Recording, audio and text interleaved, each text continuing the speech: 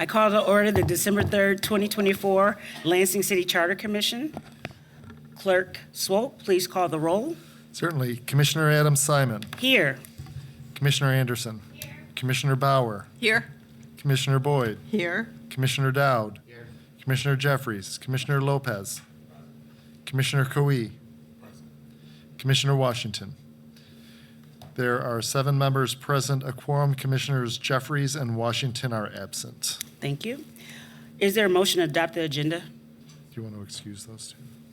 Oh, I apologize. I would like to say that Chair Jeffries has an excused absence for this evening. Thank you. Did Commissioner Washington let us know last time that she would not be here? I think she announced it at the meeting. I don't have record of Okay. that, so. Okay. Sorry. Is there a motion to adopt the agenda? Make a motion to adopt it. Moved and seconded. Any discussion? All those in favor say aye. Same sign, aye. Passes, adopted. Is there a motion to adopt the minutes? There are no minutes. There are no minutes for the We last don't one? have- I move. No, there's no minutes, so Oh. that's fine.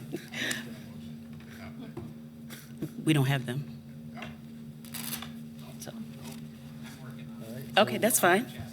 Do we have anyone signed in for public comment? There is no one signed in for public comment at this time. We will move into officer reports. The chair, who is absent, the vice chair, I do not have a report. The clerk. I would just indicate that there are printed communications in your packet. Thank you. We did have a presentation tonight from Jack Brower, City of Lansing Chief Strategy Officer. I don't see him present. Yeah. Oh, he is? Okay, come Jake. forward, please. Jake.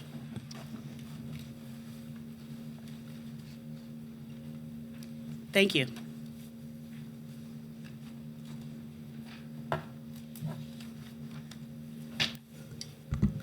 Thank you very much for inviting me here, and I respond to any name thrown in my general directions.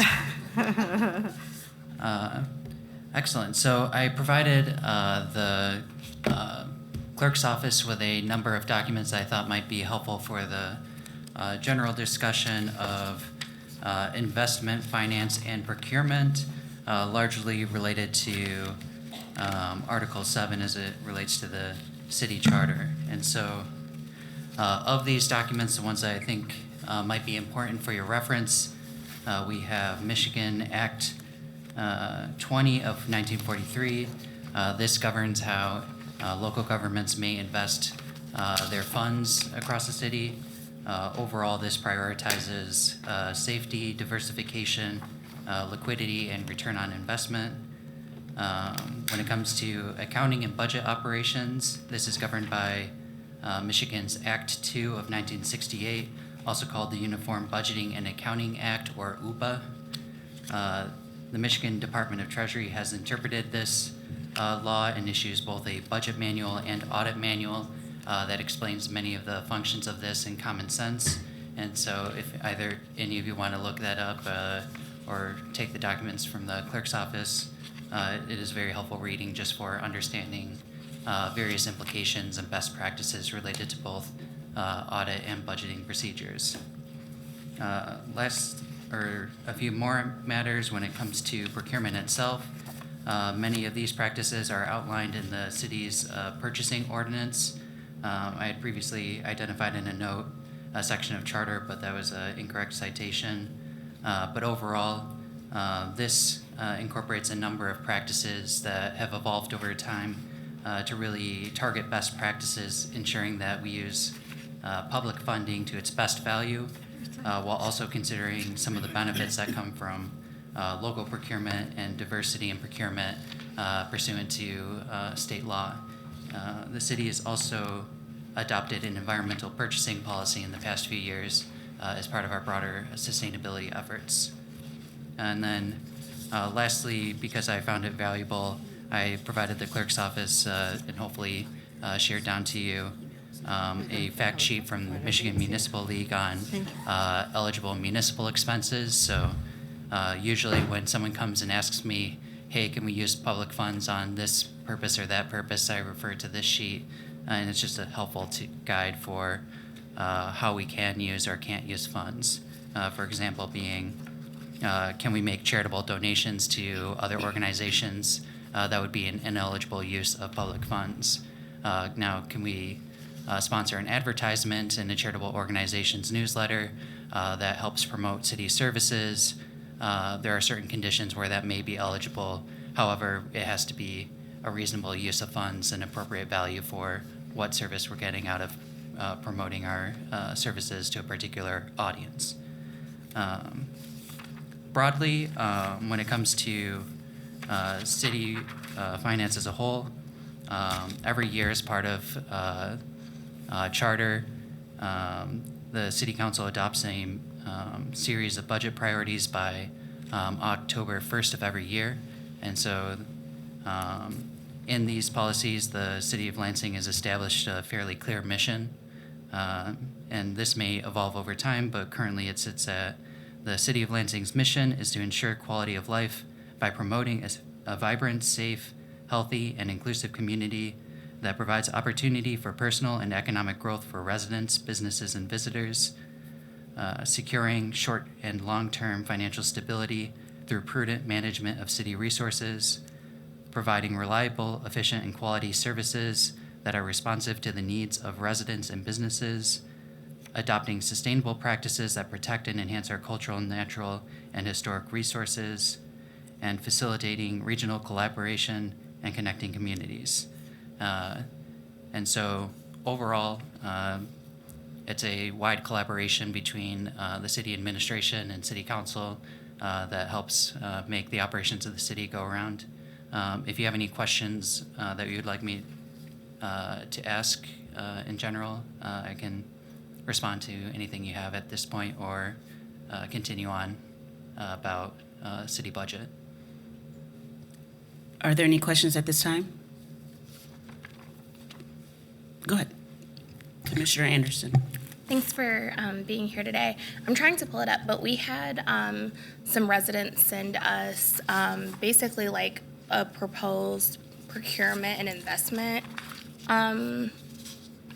policy, I guess, that they would like to see incorporated in the charter. And basically the gist of it, I can't find it right now, but is that we as a city won't invest dollars or procure things that are harmful to humans, basically.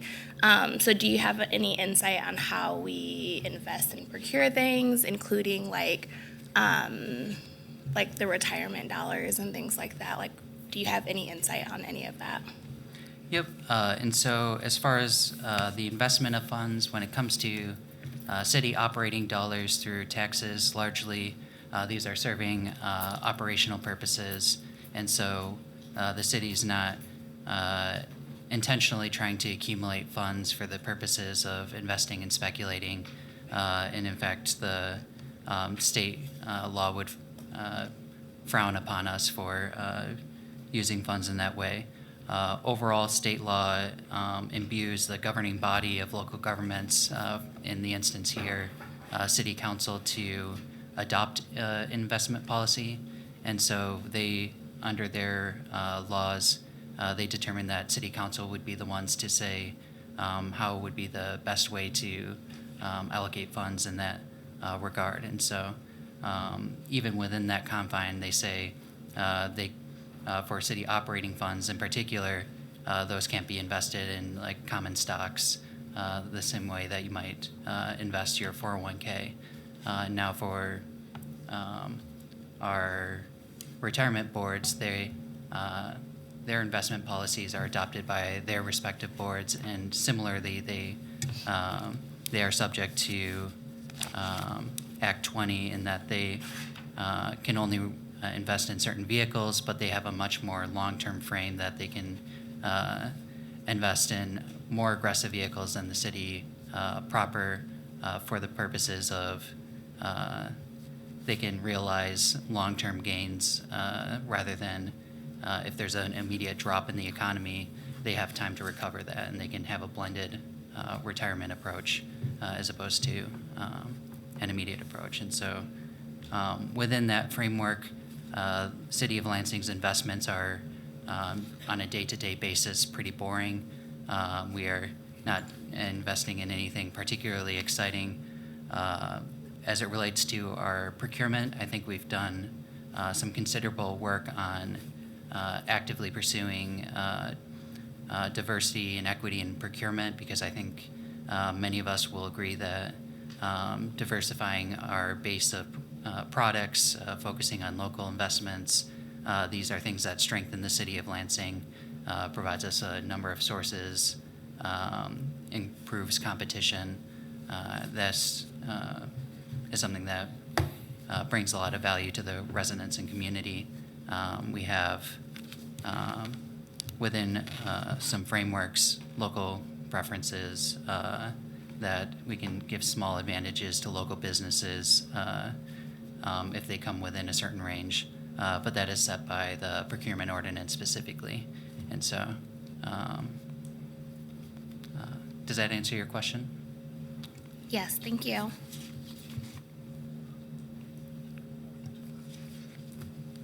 Commissioner Boyd? It may answer her questions, but it doesn't answer mine. I think if I understood you correctly, Commissioner, she asked you, do we now prohibit, is the city prohibited from investing in organizations or activities that would be deemed undesirable? Shall we just put it that way?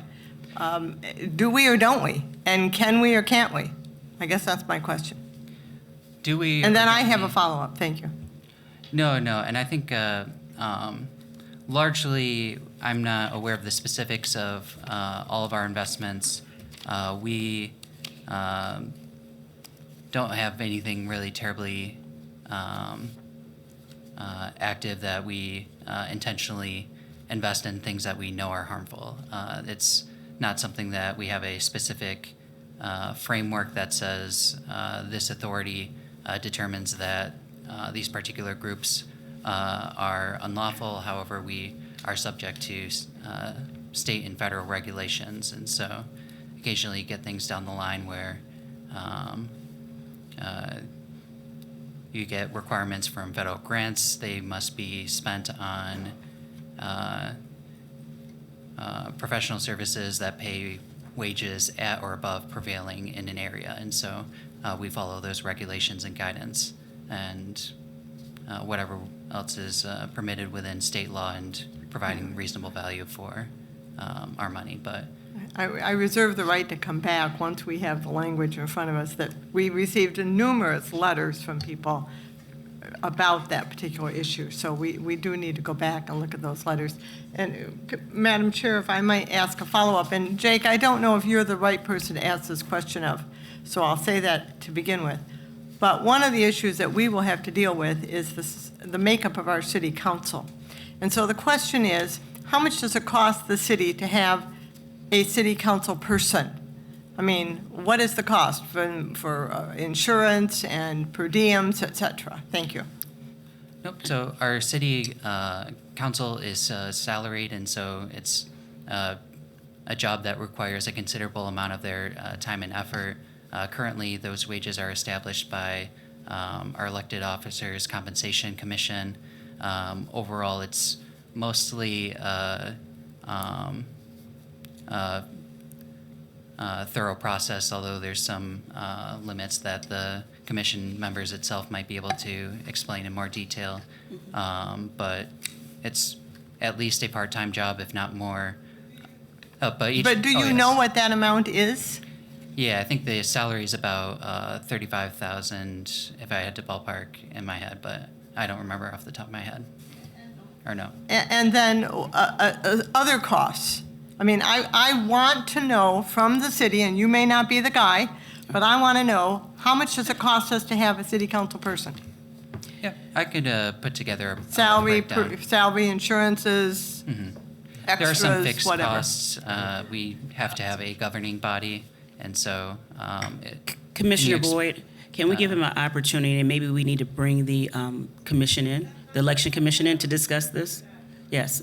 No, absolutely. And no, if there's any specific things that you're looking at, like whether it's like 4 members versus 8, 6 versus 9, per person or as a entity itself being. I'll defer to our chair. Okay. Mr. Brower, thank you. Also, Clerk Swope does have that information available right now. The salary for the council president currently is 29,800 and change.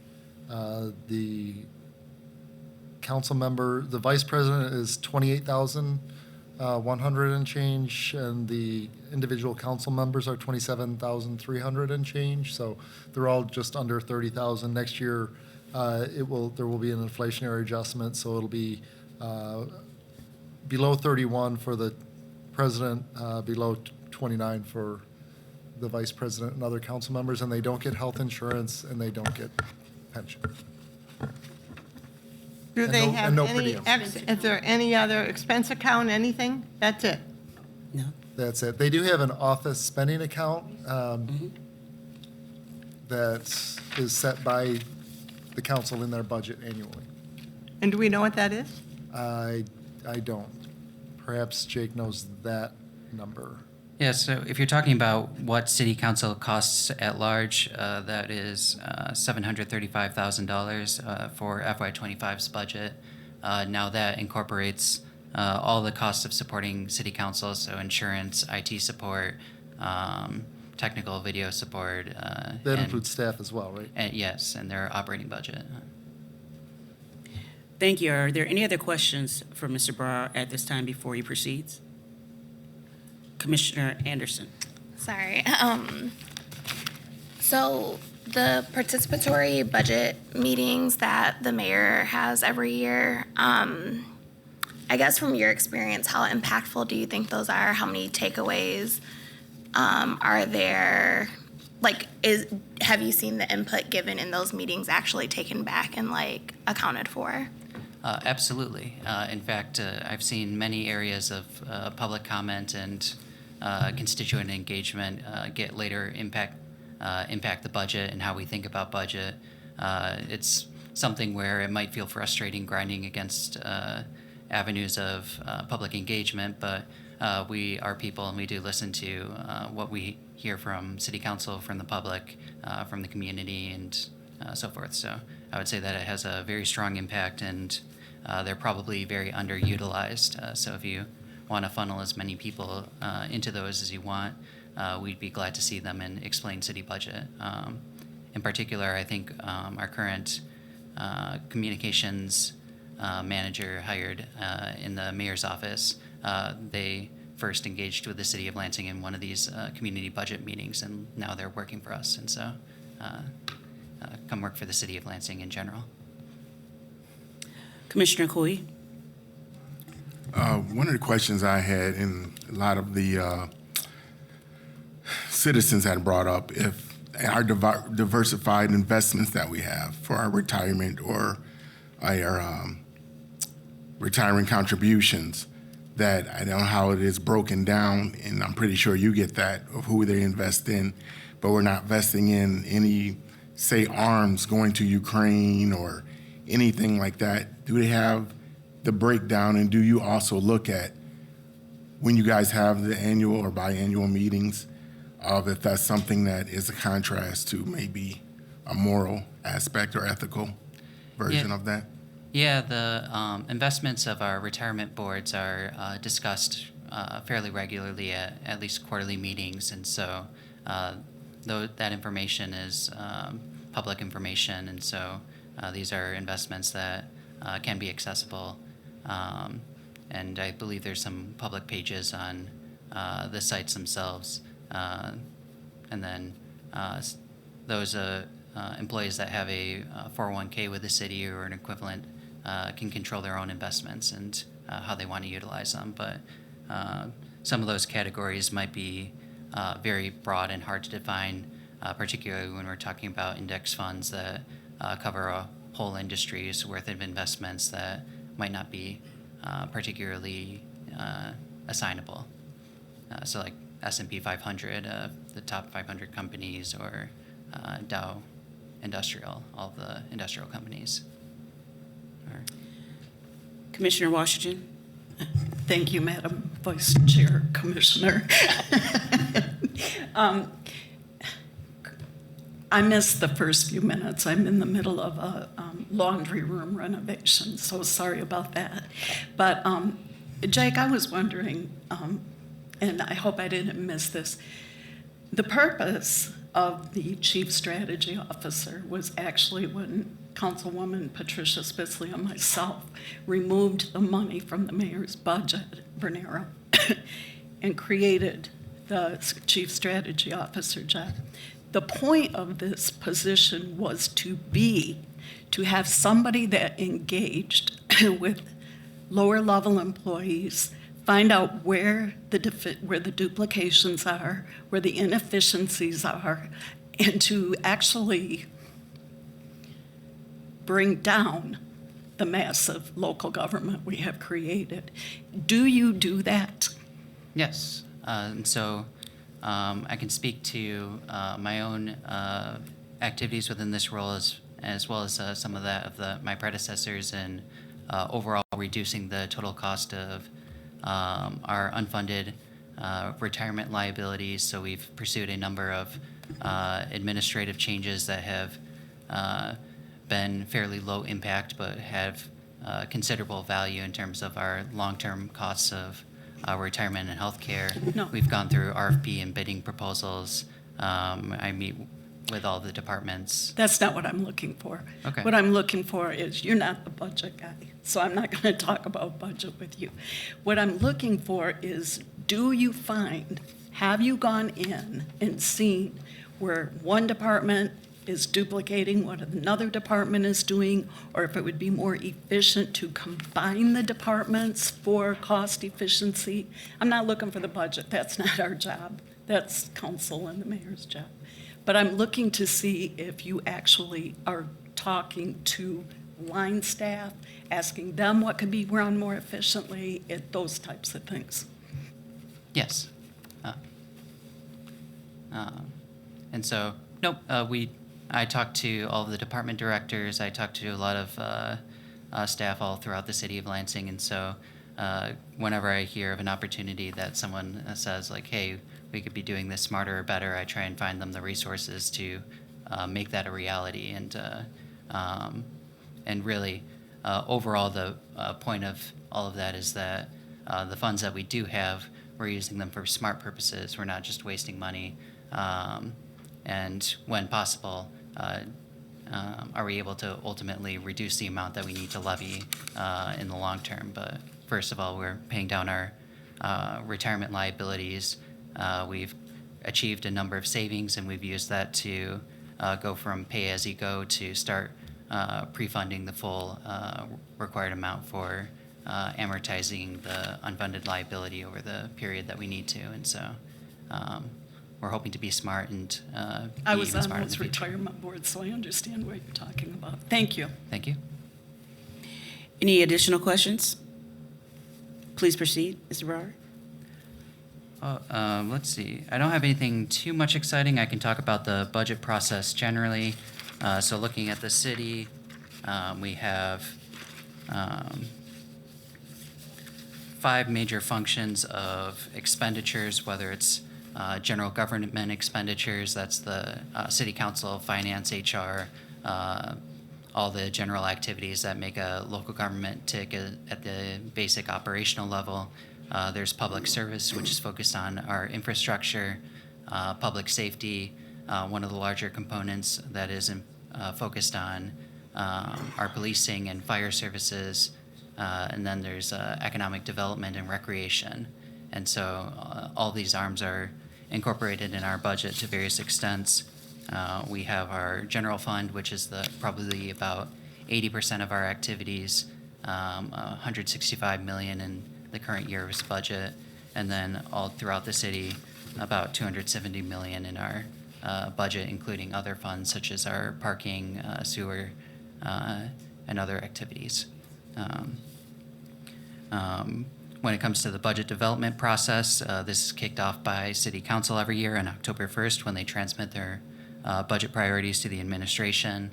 These get kicked around among directors who look at these recommendations and see how feasible are these requests? Are these something that we can incorporate as far as our budget requests? And those get a little bit more of priority when a department requests something that is in line with what council asks for. Budget instructions are submitted to departments after this time.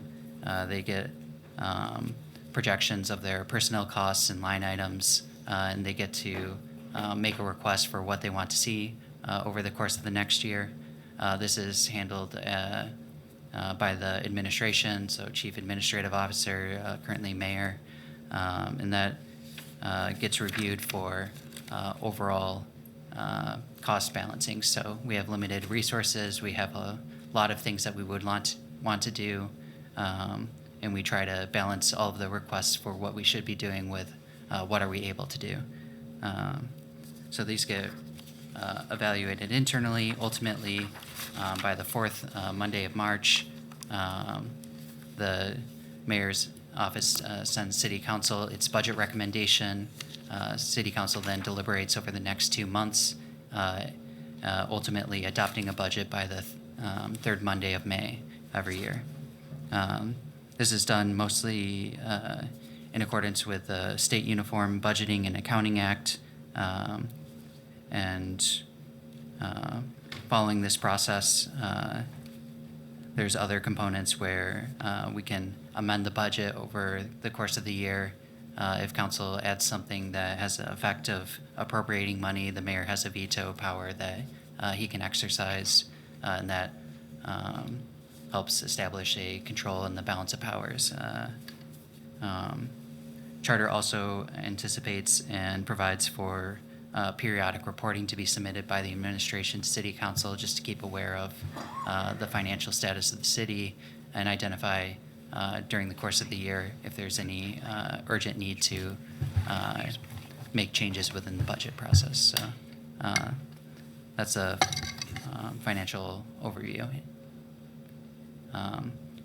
Broadly looking at the city sources, the main source of the city funding in the general fund is from property taxes. We also receive a return on equity from the Board of Water and Light. And then our next two sources of payments comes from income taxes and state revenues, being a significant portion of our budget. And so outside of that, we have our charges for services, our fines and activities that we provide, and then from there, federal grants, state grants, whatever sources for particular one-time projects or capital needs.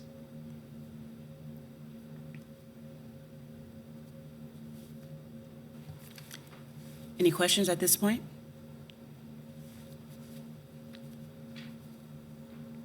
Please proceed. No, I have nothing more unless you have any questions, but I appreciate the work and care that you're putting towards really reviewing this document as a whole. This will really be a document that hopefully stands the test of time. You're writing not just for today, but 30 years into the future. And the last thing we need is an inconsidered document that we look at this requirement and say, why do we have to knock ourselves on the head 3 times before we adopt a budget? But you can go ahead and do at least one silly thing in there and make it all better.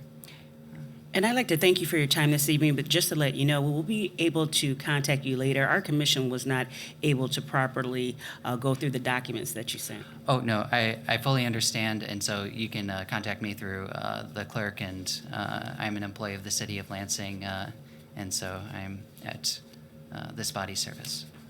Thank you so much. Thank you. At this time, we'll move into old business. And just to recap, last meeting, we did our Article 1 line-by-line review, but the process was that we were going to go by chapter and vote, but we did have some chapters that we had to refer to our attorney, so that will be addressed tonight. So as of last meeting, Chapter 1, Government, was approved. Chapter 4, Government Cooperation, was approved. And then we did go into Chapter 2, Interpretation of the Charter, the definitions. definitions for a person. That proposal was approved, but there were questions about officer, publish, and statute. Therefore, I will allow our attorney Rewa address that at this time. And you will find those documents in your packet. Yes, thank you. It's page 11. I noticed the title of the letter I had not updated, but the substance is correct. We did do a review based on the discussion that you all had at the last meeting, and were able to provide responses to most of them. Considering it was a short turnaround, we weren't able to respond to two of the matters, but that's noted in the document. Now, and I did provide a general overview of what it means to read a charter, because I think that's important, particularly when we're looking at Chapter 2 interpretation of the charter and the definitions. So generally speaking, a charter is going to be interpreted the same way a statute's going to be interpreted. So usually it's the plain and unambiguous language of the charter is what we start with first, and only if it's ambiguous do we look to further statutory canons about how you read law.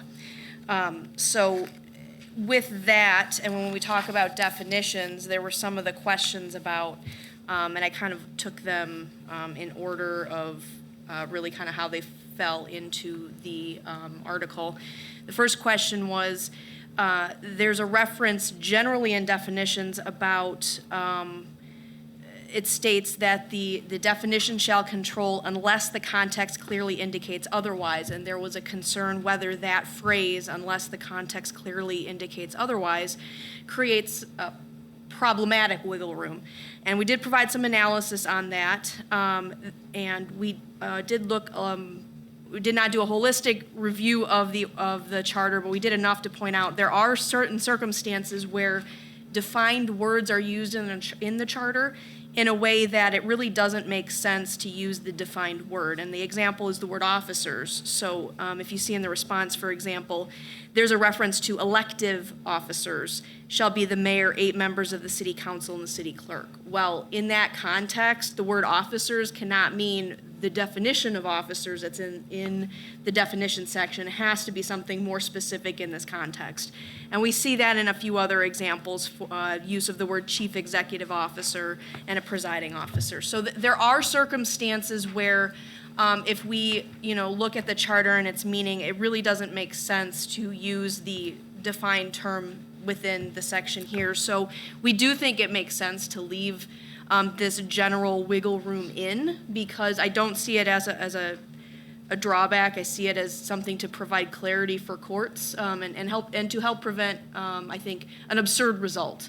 So we would recommend leaving that phrase in, and we did find some examples of other charters having similar language to that, and certainly a lot of other cities of similar size having that type of phrase in ordinances in general. So it's not like this is terribly unique for legislative language. Commissioner Boyd. Thank you for that explanation. I want to make sure that I understand what it is you're saying. I think that I'm the one who raised the issue on the definition of officer at the last meeting, and it pertained to the second column in Article 1 where it said officer includes, but it's not limited to, the elected officials of the city, the members of boards and commissions and their executive staffs, and all heads of departments and divisions. The issue that I raised was including the members of boards and commissions because they're not elected officers. So what is it you're telling us? I guess I'm not quite sure. Thank you very much. Yes, that's the second question. So the first question, this was actually response specifically to something that Member Jeffries had brought up about the phrase specifically, unless the context clearly indicates otherwise, right at the very top of 1-205 definitions. Mm-hmm. He was concerned does that create vagueness in a bad way? And my response to that is no, I think it's a good wiggle room that I think you want. Because, and the example I gave is the use of the word officer, which I understand. I apologize for the confusion because I know your next question was specifically the officer. which I didn't get to. So that's one of the ones that, one of the two issues that I wanted to do a more full review of the charter to be able to answer your question about the removal of that, because we don't want to have any issues on that. So stay tuned on that one. Commissioner Bauer. And as a follow-up to that, am I correct that that was something that the mayor suggested to Councilmember Boyd? Yeah. Correct. That we take Boards and commissions. boards and commissions out. So that is an important issue to deal with at some point. Thanks. Yep. So, yeah, and that, again, yeah, that's one, because it's kind of such a big issue, I wanted to make sure that we had time to do a more full review for that word to make sure there wasn't any unintended consequences, or if it would be an issue, how do we get around that issue if that's the result you want for that definition? I appreciate knowing that. Yep, Thank you. Yep, no, thank you. So our recommendation, at least to answer Mr. Jeffrey's question, was we recommend keeping that unless the context clearly indicates otherwise in that section of the charter. I can move on if there's no questions on that. Okay. Any questions? Continue, please. The officer specific definition question, stay tuned. That'll be on the next agenda. The next question that had kind of come up in my list was the definition of the word publish, and there was some discussion about should that be expanded. It certainly could be. The only thing I would caution, and this is detailed a little bit more in the memo here, is that there are some types of processes that state law requires be noticed in a certain way, and that includes newspaper. And one of the big examples that you will see in the charter, and I give a few examples, but I think the big one would be the letting of municipal bonds. That specifically, you do have to have a newspaper. That's not to say that that is the only way you have to do it. But just keep in mind that, when looking at that, there will be a little bit of limitation there. But when you read what this publish in the definition means, it's making something public in the manner stated in or authorized by this charter, so that could be stated elsewhere more specifically for a specific item like bonds, or if no direction is given in the charter, in one or more newspapers circulated in the city. So the way this definition reads is kind of the default. So if notice on a specific type of process is not stated somewhere else in the charter, this is how you're going to do it. So I think you can change this to be something that is a little more, I guess, electronic and a little more modern. And that could be your default as well. And I think when you want to look at that, consider drafting it in language that's sort of both and. So the way this is worded now is in one or more newspapers circulated in the city or by posting on the official bulletin board. So the way this is worded is if the charter doesn't provide otherwise, here's how we're doing it. It can be either newspaper or an official bulletin. And so what you may want to do is consider sort of, both and, as long as it's something also feasible for city staff as well. I think that's something to keep in mind given the particular type of process, because, not all, notice doesn't always hit the same way for all the same type of processes. So I think this is language you can look at, and we kind of need a little more feedback on what kind of language you would like, or if you all want to, or each individually want to kind of draft some language and let us look at it, or give us more direction, we can certainly do that. But I think you can. Just looking for a little more guidance. And we did provide a couple of examples on its agenda, page 14, of a few things that some other charters have that are more modern updates, either through a revision or through an amendment, on sort of adding ways or methods to allow for this sort of broader understanding of what publish may mean in more modern language. And some of these don't get specific about like social media or things like that, but it could be posting to the city's website or by any other means or method determined by city council appropriate. That type of language is kind of nice because it gives direction, but also because it's not super specific in the charter, it allows the city council to set that, and then that can sort of evolve with the times, because hopefully the charter will last for another 40 years. So So at this point, I did not draft any specific language for your consideration on this, because I think we needed a little more input about what you'd like to see in it. And that's something we could certainly work on and bring back to you. Commissioner Boyd. But to clarify, it would not be this body's decision as to what other electronic or bulletin board or publish meant other than newspapers. We would say, you know, we could change it and make it and include that, but it would be up to the city council to decide. Am I correct on that? Well, the language I was reading was, for example, what the city of Pontiac had put into their charter specifically on, as I recall, an ordinance procedure. So generally speaking, with an ordinance, you know, it's the city council that's introducing it and publishing it and then, you know, considering and passing it. So in that case, you know, the city council would be deciding it. The current definition of publish in the city charter specifically says, if it's not specified elsewhere, it's going to be newspaper or it's going to be posting. So to a certain extent, the charter currently kind of dictates what that is. You could sort of open it up a little bit more to provide more avenues or encourage more avenues for different publication for things specifically sort of outlined in the charter.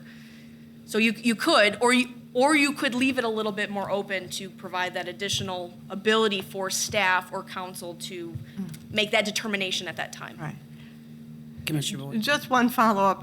If this body went in that direction, I would want us to look at the website, because quite frankly, sometimes I'm not crazy about the website, and I would want to make sure that whatever we were doing wasn't buried, so to speak.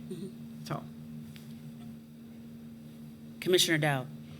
Thank you for this. I think, to me, the glaring piece to change is to remove the term bulletin boards. I think that was done at a time where that was a way to publish, and it still does. Well, I don't know that any constituent is going to come down to city council to check out the bulletin board to see announcements that are going on. So in my mind, that doesn't make a ton of sense. The newspaper makes sense, and I think your general language around other I forget the term I'm looking for right now, but other media permitted by law, I think that opens that up, and then that could be the directive of whomever is making that decision to publish. But then the definition just states this is what's allowable or required. Commissioner Anderson. So I just want to make note that for me, this is more of, like, I want it to be broad enough to allow there to be flexibility, but I want to make it clear that this is also what's expected, that it's expected for us as a government to go above and beyond and make sure that we're communicating with our residents with our notices. So whatever language makes that happen is what I would be in support of. Commissioner. Okay.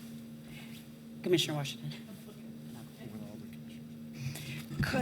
Could the official city website be considered the bulletin board if there were a place as when you first opened it up?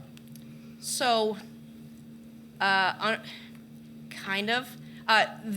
Just so we're clear, there are some things that state laws still require physical posting, and that's the Open Meetings Act. And the Open Meetings Act has specific where you have to physically post it, and you publish otherwise, and you post it on the website. So, so just keep in mind there are certain specific things where it's going to have to be a certain way, and that's one example I give for bulletin. But this is sort of a catch-all where if it's not stated elsewhere how you do it, city, this is how you're going to do it, or this is how the charter directs you to do it. So you could change that term for a general, if it isn't specified elsewhere, do this way. Understanding that in certain other places of the charter, things are going to be very specified. So when we get to bonds, it has to be in a newspaper. But it could also be on the website or on the TV or whatever. I guess my issue is this. We're not writing this charter for today. We're writing it, I say this every charter meeting, we're writing it for today and for 30 years in the future. So I think it would be important in there to do whatever it is we need to do now. but we have no idea what communication is going to look like in 20 and 30 years. So we need to have something in there that does state or as specified by city council. Commissioner Lopez. Thank you. Would it be possible to mention existing technologies that would, open it for Facebook, all the social media? You certainly could. I would be a little bit weary of that because, MySpace, isn't used anymore. X, people snicker, oh, people are still posting on X. I just read something like that today. Facebook, you ask a teenager, do you post on Facebook? You're going to reach a certain demographic, I think, on Facebook, but you're going to miss another demographic. So I think you could say, my recommendation is if you could say like social media, but I would stay away from, specific branding. No, I didn't mean specific things, but Yeah. just to say technology, that's where we're going. I mean, that's the thing now. It's going to be much more later on. So if this charter is for the future, I think we should talk about the future. And certainly technology is advancing, and we need to keep up with it. Sure. So you could say something broad and then sort of give examples for guidance. So like if you look at the Pontiac or the Ann Arbor language that we provided, so the city of Ann Arbor, and again, this is really specific to how the ordinance procedure, but it says the full text thereof, talking about a ordinance amendment, may be published in a newspaper of general circulation in the city, or by posting to the city website, or by any other means or method determined by city council appropriate to properly inform the general public in matters of municipal concerns. City of Pontiac does something similar, says, shall publish a copy of the ordinance or summary of the ordinance determined by the clerk by means established by ordinance to achieve widespread dissemination to the public in the city, together with a notice of time and place for consideration by the council. So in terms of what something like widespread dissemination means, or any other means or method determined to be appropriate, including but not limited to, cable television, social media, city website, in-person knocking on door, whatever. You can provide sort of a list that kind of helps guide, and that's actually a statutory interpretation canon of, including but not limited to could be, these are examples, and we're not limiting ourselves to this, we're just sort of giving you guidance. So that's something you could consider in developing that language. Yeah, because, by the time we get this charter done, it's already old. Yeah. So we need to ensure that this continues to live on and not be afraid of certain terminology that's already out there, but is going to be used more and more and more. Mm-hmm. So I know the OMA requires posting and publishing, right? And we should do that. But in addition to, and that's what I'm saying, using existing technologies or whatever, seems that you have a problem with existing technologies, but that's okay. I just want to put it out there.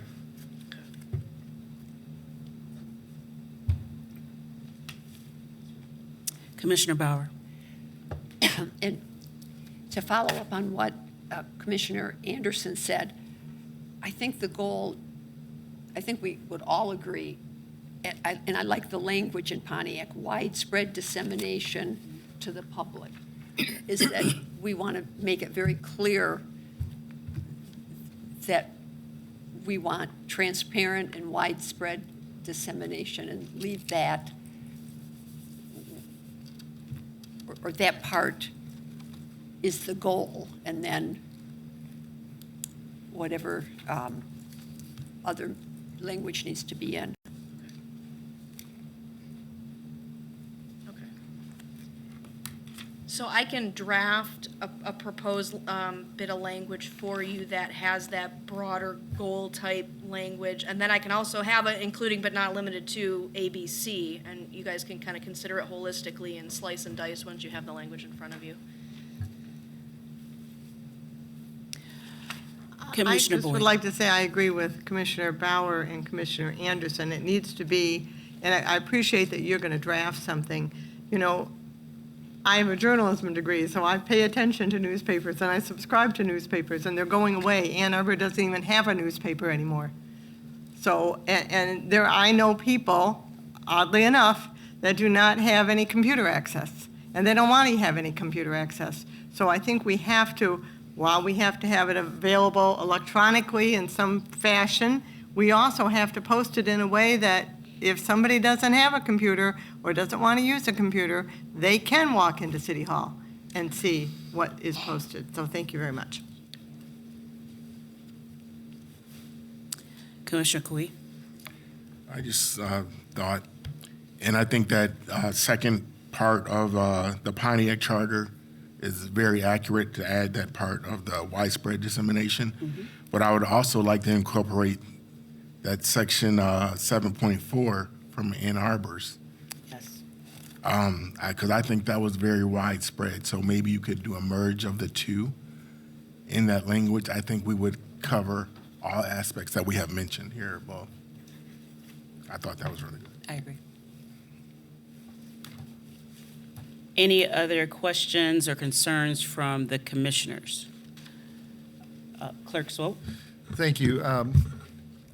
I do have some history with publishing.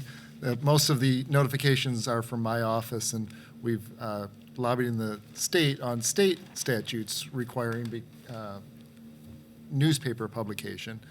So, you know, any flexibility is appreciated in terms of being cost effective. And I think once we get to the ordinance section of the charter, we need to be very careful of that. Existing way before my time, when we publish an ordinance that's been adopted, we publish it by title. We don't publish the entire thing, either in a bulletin board or in a newspaper. Our zoning ordinance that we've readopted in its entirety at least twice since I've been clerk, maybe 3 times, is about 300 pages. So the feasibility of publishing in a newspaper or on a bulletin board, we need to be kind of specific about that. Although we do have an online codification. You can look up any ordinance through our online codification, and then we do have printed books available. We have them in the council minutes, the full text, but those also don't get put in a newspaper or hung on a bulletin board. But, you know, bulletin board is still a real thing. We are still required to do that under the Open Meetings Act. So we definitely use bulletin boards. But I agree, you know, I think the goal for us is to make the information available to the public. That's why we want to do this. But we also need to make sure that we're not costing exorbitant amounts of money. We are lucky enough that we have a weekly newspaper here as well as a daily newspaper that many other communities don't have. Some of the struggles, there are some communities that have to publish at 10 times the rate that we do. So, you know, we should consider ourselves lucky, but we do still need to be conscious of cost. Commissioner Bauer? And every year that I was in the legislature, the bill would come up every year to no longer require publishing in a newspaper, and it usually came from municipalities because of the cost involved. And so it's still, that has not been changed yet, but as newspapers are diminishing, it will be interesting to see what the future will be for letting people know. Commissioner One Dow? last thing, and I'll just be done. I think to build off of Commissioner Anderson's comment, I think a prime example of what we want to make sure is that there's never an out that somebody could get something to happen without the public knowing. And I think a good example, while Board of Water and Light was here, you looked online on their social media and they said, we have posted it everywhere, we did everything, and there was nothing there, right? So they had posted it on the newspaper and in physical in their office, but that didn't really spread out to the community about hearings on rate changes, right? So we want to make sure that within our charter, we're saying you have to do more than the bare minimum. We want to make sure that the community is aware.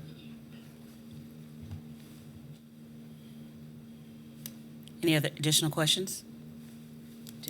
Okay, thank you. We'll come back, that helps. We'll come back with some proposed language for you to look at for next time. The next issue was the question about the definition of statute. So it means a public act of the state of Michigan as it exists at the time the provision containing the word statute is to be applied. So the question was, when is that? Is that looking at, and the question was, does that mean the time that the statute was enacted, or the time that we're actually looking at and trying to interpret the charter and apply it to the facts? There's actually a third point in time that often comes up with this interpretation, and that's, does that mean that the definition or the meaning or how that statute existed at the time the charter was adopted? But what the definition of statute means is you are looking to what that statute states at the time you're looking to apply the statute. So if you have an issue about an election issue for the 2024 election, we're looking at election law as it applies on that date, not the date in 1978 when the charter was adopted, or the date that the election law was enacted into law. So we're applying the law as it exists at the time that we need to know what the law is. We recommend that you leave that language in place because it gets rid of that issue of when do we look in time. Because a lot of times when we're looking at particularly interpretations of constitutions and charters, that can be a really important issue and argument as well. You don't look at it today, you look at it as what was the intent of you all sitting here today when you're drafting it and the electors when they voted it in, but that's not what we're looking at. It's what does this act mean today? So we would recommend leaving that in place as to get rid of any ambiguity with that. Yes. Commissioner Kui. So this confirmed we should leave it in place as it is currently written without any changes. Yes, in terms of, at the time the provision containing the word statute is to be applied, yes. Okay. We would recommend leaving that as is, yep. All right, thank you.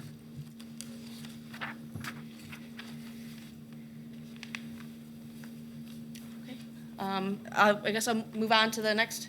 Yes, if there are no additional questions, please do. Okay. Next question came up with 1-301. So actually, I think that's it for definitions. Yes, correct. So, okay. So then the next was 1-301, city records to be public. And what I wanted to impart is this section actually does two things. Is it establishes that the records are owned by the city, they're public records, and you keep them in city offices, because that's often a thing that is stated, that municipal records are municipal and you keep them in a municipal location, not in your home or something. But then also, they shall be available for inspection during regular business hours, which is where the commission had spent most of its time talking about is, well, what does that mean, and ought we to change it? There's a lot of questions on FOIA, and I was really bummed that I could hear the discussion and couldn't participate last week. But so just so you know generally, I think this is a section you can change if you want to update it. But just for your awareness, the FOIA statute does have a provision that provides for inspection of records, which can be understood to be, I want to come in and look at this. As someone who advises on FOIA, who has processed FOIAs and has litigated FOIAs, I can tell you for many municipalities, in practice, a lot of times that really cannot happen, because a lot of times the records requested are things that have to be redacted to remove exempt information from non-exempt information. And really, practically speaking, most FOIAs are going to be you put the request in, the request is processed, and a record is given either, via mail or via email. So, I mean, practically speaking, that's typically how it's going to work. But there are certainly certain aspects where you can come in and look at things that are public records. Clerk just gave an example of, the ordinances are, there are books of ordinances you can stop in and look at. So there are certainly some things that provisions can be made to come in and look at. So, this is something that you can change. And a lot of the discussion in the last meeting was looking not just sort of how FOIA applies and how, I guess, the city responds to FOIA, but really something more and perhaps almost like an open data policy or requirement or examination, which is something certainly you can look at determining whether it should be put into the charter. I wouldn't necessarily cram it all into this little 1-301.1. I think that probably has to be talked a little bit more in terms of what the policy you would want in terms of if it goes into a charter, what that looks like. But that could potentially be adding maybe a provision within this section, and then if you're looking at a board, for example, on transparency, doing that within the board section. But in terms of what the requirements are and the timelines for how a FOIA is responded to, that is all provided for within FOIA itself. The city has a policy which is required to under FOIA, and it's online. So that's all stated out there, and I think that's important to note. So I think it really is different when you're looking at this, the city responding to and giving out records under FOIA versus what is sort of already open and available and people can sort of digest by going onto the city website and gathering the information without a need for FOIA. I think those are really two different things for the board the commission to consider in terms of policy and procedure. And I think the question arose due to the fact that there are citizens that say they have made requests of the city and they didn't receive any response. So it's really, what do we do to enforce that? I know FOIA has laws regarding that, but on the city level, are those enforced? That was the question. Okay. A FOIA request has to be in writing, so, and any written request is considered a FOIA request. So when we are requested for information, if it's something simple, we may just simply provide it, but in general, we pass it on to the FOIA officer, and it goes through a process where it's, the person is responded to, and the response is required under FOIA within 5 days, or you can request an extension or do an extension for 10 days. But I would be surprised to hear about specific instances of things not being responded to at all if they're requests for documents. There is a distinction, though, of requests for documents which are covered by FOIA and information. And sometimes people think we have information that may not be in a document that you could search. So, I'd be curious to have more information. And I think that's to the clarify. distinction. I do think that's the distinction. Commissioner Kui. I was under the impression that we were also looking for consistency as far as not getting the information right away. So if I come in your office at 4:59 and you close at 5, I can have at least 24 to a 48-hour time frame to get that information. So even though we have that 5-day, but it doesn't have to be immediately. Either that or make an appointment so that I know you're coming and I can have it prepared. I thought that's what we were looking at, because people come right in and want that immediately, and sometimes that is just an unacceptable expectation. Am I correct? And it almost, perhaps the charter should refer to FOIA, because there may be a document, the charter gives the impression that you can just come in and look at it. Right. But it might be a personnel contract Right. that would have to go through review in terms of whether it contains any protected information. So not So, right. I think the inspection should be under the FOIA process, and I don't know if it makes sense to Right. reference FOIA or its successor law, in case they change the name of it someday. But right, we don't want to change FOIA, but I'm just talking about as far as me coming in to make that request. I thought that we were trying to put, Because it does say available during business hours. Right. It creates an unreasonable expectation. that's what I'm Yes, saying. yes. So I thought the way we were going to change that, so to kind of alleviate that, right, exactly, by appointment only, even though that would be during the business time, they can still come in, but at least you have a heads up than me just stomping down there at 9 a.m. when you open up. But even if it's by appointment, that can create an unreasonable expectation. You might not be able to look at that document, even though it's a city document, it might have things that are protected. You cannot look at every city document. You can go through FOIA, and you might get a heavily redacted version of it, but you can't just come in and inspect every city document. Commissioner Boyd? Commissioner Cui actually said the same thing I was thinking. When we had this conversation last week, I think our intention was that it would be during regular business hours by appointment, because you can't go in any place anymore with just to, show up and expect to be served. You almost need an appointment for almost everything. And so as long as, I think that is what you were saying, and I think that needs to be included. Thank you. Commissioner Lopez? Thank you. So I think all of this is covered, like the statement that you suggest, as allowed by state law or by law, because that encompasses the FOIA and the things that municipalities have to agree with. Just one question here.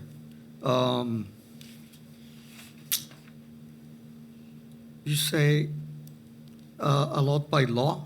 Do you mean state law, federal law, or applicable state or federal law? I think the intent was to do it broadly, because there are some things that may be within the city's possession that could also be protected by federal law. So like HIPAA, for example, they could have medical records of city staff that, would be protected by federal law, but not necessarily, state. Again, looking at it expansively, because FOIA isn't the only statute that No, covers right. the law. So Sure. I guess my recommendation would be to make it as broad as possible. But in terms of what the protections are, or what procedures are to be followed. It's either state or federal, right?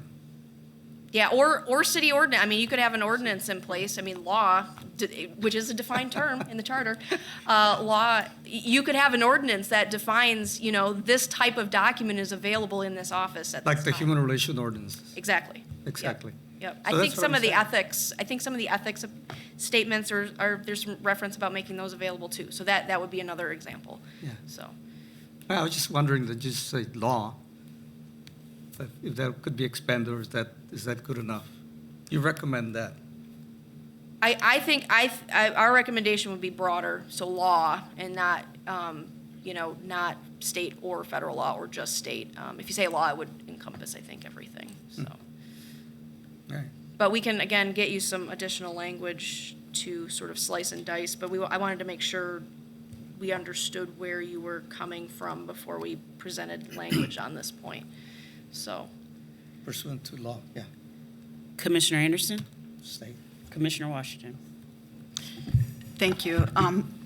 In this portion where it says, in accordance with state law, blah, blah, blah, for inspection during regular business hours by appointment, you could also put something in there, I do believe, saying to give a definition of what it is you want to look at, because there are things of inspecting a budget isn't going to go under FOIA. They're two different things. But FOIA should be in writing, always. And I don't know, because there's so many things, you're not going to be able to look at somebody's personnel record. You're not going to. So I think we should put in there to somehow to specify what it is you want to inspect. And then they could be told at that time whether or not they're able to inspect it. Any other questions before I ask a question? you noted that changing in accordance with state law to specifically referencing FOIA, would that be too encompassing? Because I think that's important since this charter was enacted in 78 and FOIA was enacted in 76. So can we directly reference FOIA and so people are aware and educated about how this process works? So you could. I actually don't think you want to because of Okay. all your talk about transparency. So FOIA is one method in which you can Right. get law, or Right. which you can get records. And for sort of big asks, functionally speaking, a city staff may say, hey, that has to be in writing, that has to be a FOIA, can you fill this out? Like large email sets, or you actually can get personnel records, but you're not going to get them unredacted, So that sort of thing, where it's going to require a level of review and redaction. But there could be documents that can be provided outside of FOIA. And so if you say, they're available by FOIA and that's it, I think a concern may be that you are sort of hampering or not enticing or motivating, I guess, the city to be able to provide something outside of FOIA, which is, I'm sure, is routinely done for various routine requests. I'm sure if you were in an auto accident in the city of Lansing, you can go down to the station and say, print me out the UD-10. It's my accident, here's my ID, and they'll give it to you. Don't have to do a FOIA. I mean, there's a lot of municipalities that do that, as an example. I don't know that Lansing does necessarily, but I'm sure there are certain records that people can get over the counter without a FOIA request. So I would caution you in limiting it specifically to FOIA in this instance, just in terms of kind of what the other discussions you all are having. Okay. Thank you.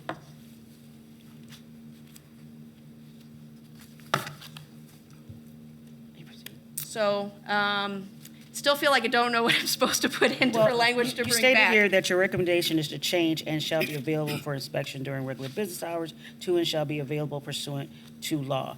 So based on that, I thought that after you finish your presentation, that we can take a vote whether or not to accept the recommendations of our legal counsel Okay. with our proposal. So that should give you some direction to Okay. begin the drafting of language.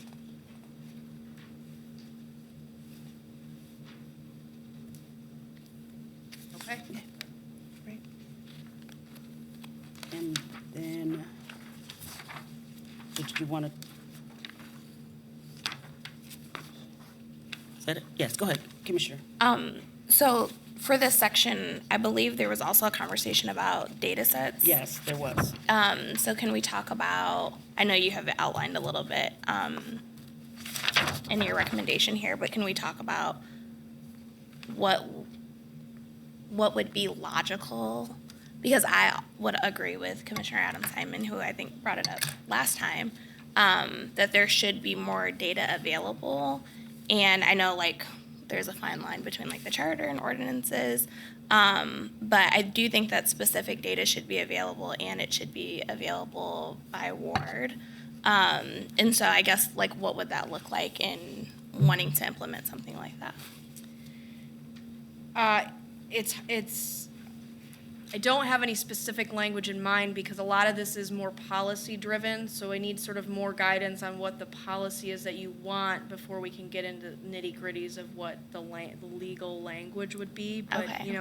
Again, it's, if you're thinking longevity of the document and data changes very quickly, the amount of data the city currently has is not what they had in 78, and who knows what they're gonna have, in 58, 2058 or whatever.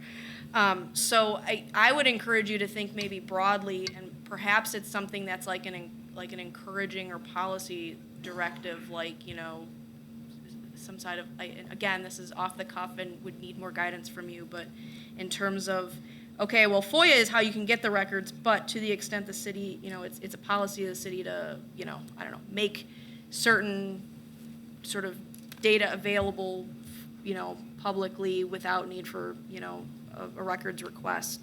And you can look at a specific type of information you think should be available online generally, but again, I think you want to be really careful about, you want it to be something that is long-lasting, but also is something that is feasible for staff. You don't want to necessarily get them into a bind, but maybe it's something that's more just encouraging of making data more available in a disaggregated way, not specifically, a specific incident that happened here, but, broad trends of city governance.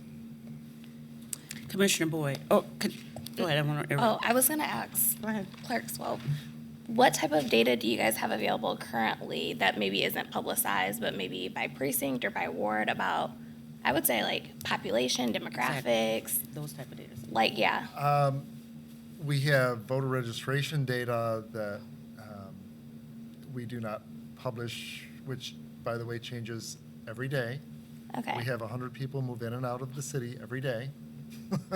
And those are the people that actually update their registration. Right.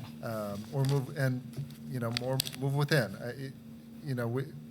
So, I'm not sure what data sets we could make available in terms of information. I mean, we have city council proceedings going back, 100 years that are in bound copies, not accessible unless you request it or are looking for something. So, I mean, I guess it's hard for me to understand what it is you're looking for. And, you can request through a FOIA, you can request information about the city, or you can request documents. But even a FOIA doesn't require us to create data or to assemble reports. So I think there are 100 reports that I created leading up to the election about who hadn't returned a ballot. That might be something that someone's interested in, but again, that changes on a daily basis. So I guess this is the way that I'm thinking about it. We should be making some decisions as a government based off of data, right? Like, how much money do our residents make? How many people are renting versus how many people own homes? Like, all types of data, right? And currently, most of that type of data is available via census tracts, which aren't aligned with our wards in any way. And so I think that it would be helpful when we're making decisions about our city or when people are looking specifically at their ward and advocating for things, that data is available. And so when I say data, I'm more so referring to how many people live in this ward, what are the ages of those people, like even if we're breaking it up into age brackets of how many are children, how many are seniors, that type of data is what I'm looking for. And when I brought this up, my concern was even just not specific to the clerk's office, it was specific to departments and agencies, breaking it down, having a data set, a collection where I can go in and search, what are the demographics of the officers in this agency or the executives, looking at it that way. It wasn't specific to that. Really what Commissioner Anderson was saying, we should know the socioeconomic level of our residents in each ward, various data like that, creating that expectation that is there. And I don't know that it's not there, but Right. it was not searchable. I don't know that it's not there. I doubt that any city entity has, unless you have a specific need and you go in and look for that need, I don't know that we're assembling that. So, I mean, are you asking the city to create data sets that we don't already have? Because there's Yes. costs associated with that. Right.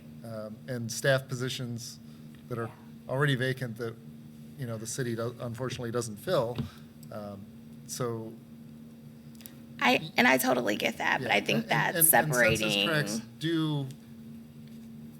you can assemble them and put together for a ward.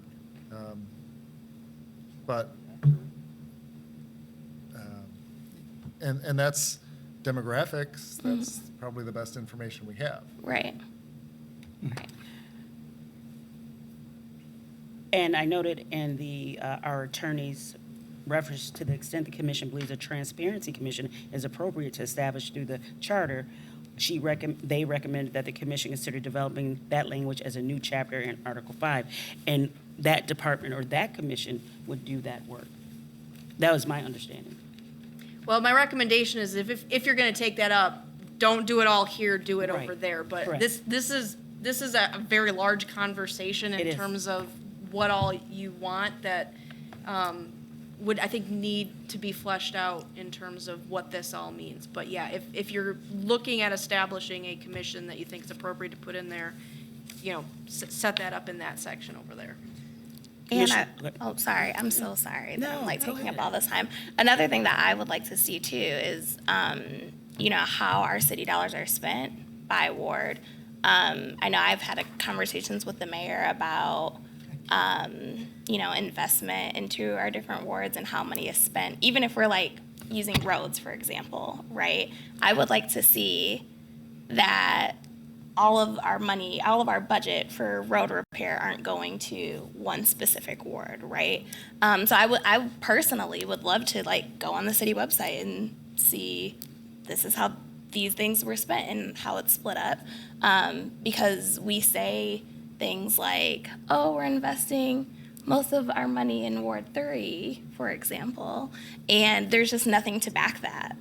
There's nothing, and from my understanding, the city isn't tracking their spending in that way either. And so I think that it leads to just us saying arbitrary statements that aren't backed by anything. And some of that may not be trackable. Right. I mean, when you have human service agencies, when HRCS has contracts with human service agencies that are the ones that are directly providing the services, they may aggregate data by zip code, which isn't by ward.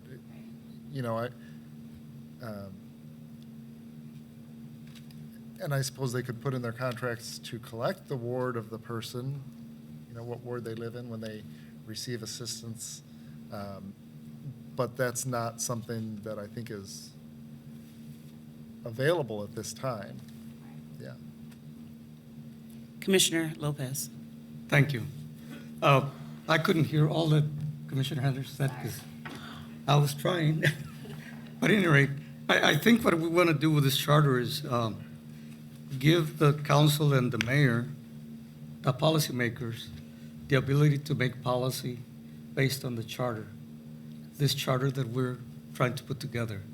And I think what I hear a lot is transparency at every turn, that whatever policies, ordinances, rules, regulations that meet the charter's requirements I see this as a tool for governing the city. So how do we put those things in a format that is not policy, itself, but it's the tools to make policy on certain matters that people want to see and that we want to see for the future of the city.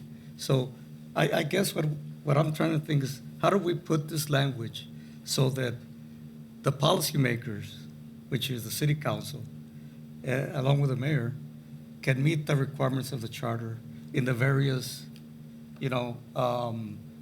segments of city government, whether it be police, fire departments, water department, board of water and light. What do we need to change to make it so that there's good stuff in the charter for policymakers to make those changes? Commissioner Washington. Thank you, Madam Vice President. The place you could do it, what you're talking about is a statistician.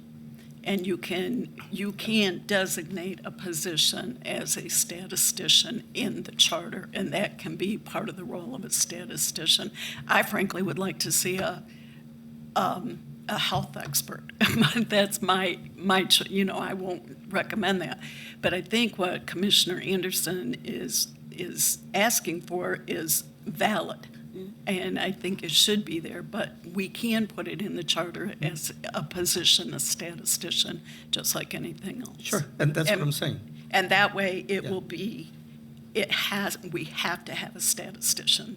So I think that's how we can not make it policy, but we can get it charter.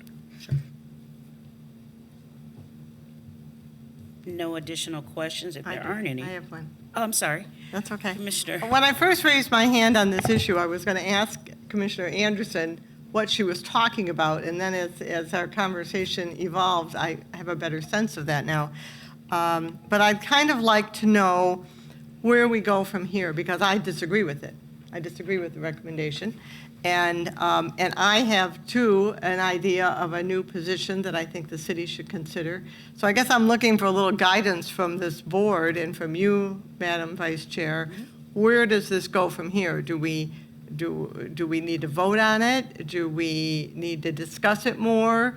If we're going to be making recommendations for additional staff, are we going to look at them in totality? Like you want a statistician, and I appreciate that recommendation based on what Commissioner Anderson has suggested, but I have my own that'll be coming up, and so I guess I'm looking for a little guidance. In this case, I would recommend that this portion of the recommendations from our city attorney be revisited. And if you have recommendations, I think it would be the best interest of the public and the Charter Commission to put those in writing and present that in a timely manner that we can come prepared and already aware of what each position is. So to respect everyone's time. So Commissioner Anderson would make a proposal based on what she recommended. Exactly. Like, for instance, I made a proposal about the data sets and Transparency Commission.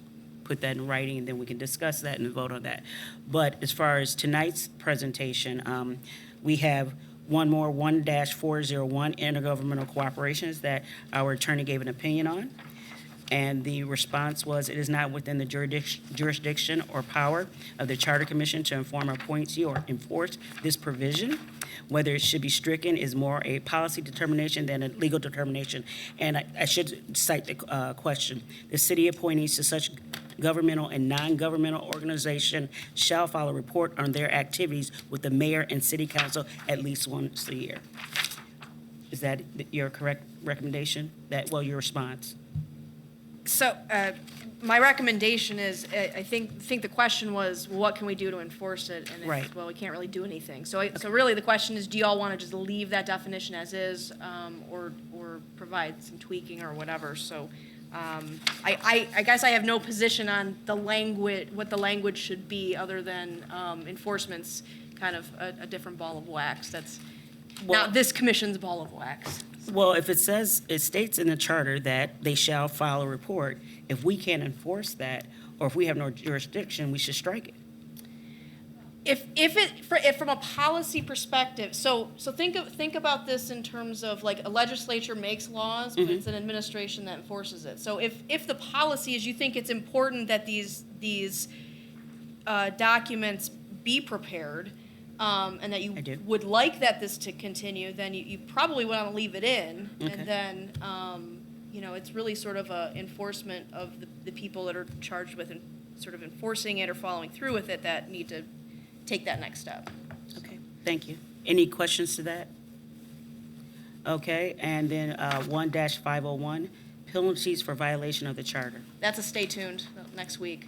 Oh, that is, for yeah, you did recommend that. We will provide a response to these questions for inclusion in the December 17th agenda packet. And that concludes the report from our attorney. Are there any additional questions for our attorney? Thank you so much. Well, that takes us to Article 2. Now, the question was whether or not to address this article, given the fact that it does include the wards. But it was decided last time that we will address this at this time, and it was posted that we address it. So in fairness to the public and what they may have prepared for, I think we should go through Article 2, because both Article 2, Article 3, and Article 4 are extremely lengthy as well. So with no objection, I would like to proceed. No objection? Okay. As we stated before, we'll do a vote. Oh, Sorry, I was trying to, oh, are we projecting this on the screen? Is that what we did last time? No, I'm still working on the line numbers and a PowerPoint from. Okay. Okay, so, Article 2, Officers and Elections. Chapter 1, Officers. And I think before we proceed, I wanted to take a vote on, should we proceed with the recommendations our attorney provided for us so they can start drafting what we did approve? I mean, we had some questions, leave that part out. But is there a motion to accept the recommendations of our attorney? It's moved and properly seconded. Discussion? All those in favor, say aye. Aye. Those opposed, same sign. It has been approved. Thank you. Moving forward, Chapter 1, Officers. 2-101, Elected Officers. Point 1, the elected officer shall be the mayor. Do you have a question? No. Okay. Do we have any proposals or suggestions or concerns about point 1? Yes. Commissioner Washington. Thank you, Madam Vice President. I would like to come back later as the number of council members. We can go forward without addressing wards and at-large. I think we can go through everything else concerning those. Agree to that? Yeah, Correct. in January. But my concern with this, the elected officers, currently, obviously, as this is written, the officers are the mayor, 8 council members. But currently, we are elected officers of the city. So should it say include to say other officers elected by the residents of Lansing for future reference? Because I was told that I wasn't an elected official. I was an officer. So I'm just asking a question. So legally, this commission is different because it's set up by state law. You guys are kind of a special animal because of that.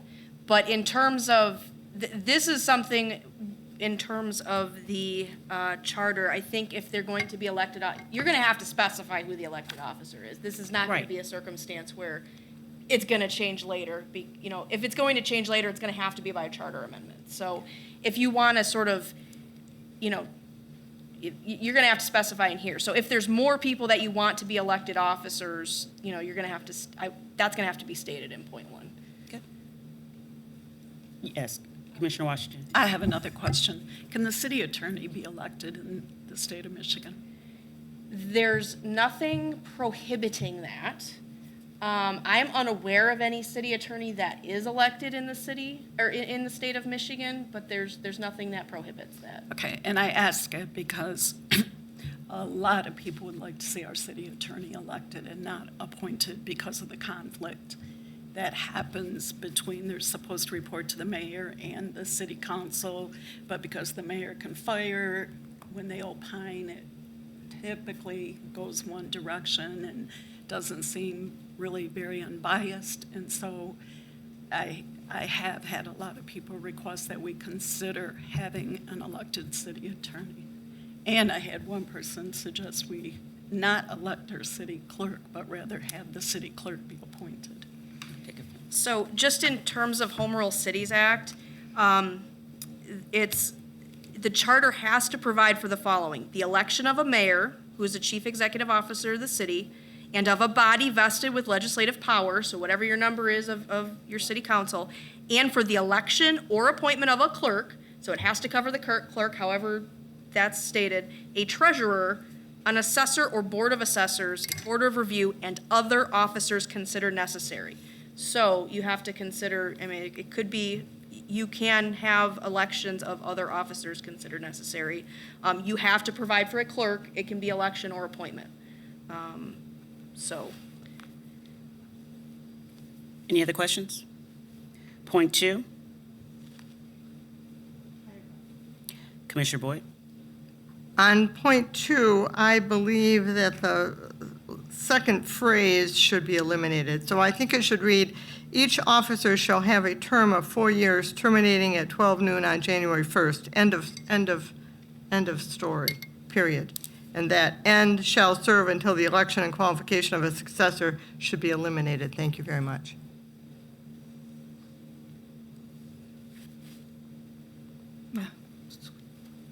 Additional comments? Commissioner Kui. What if there's a runoff? What if there's no direct person that won that election and they have to do either a runoff or a reelection? you don't want to leave that position vacant. You want someone, We do not have runoffs in Michigan.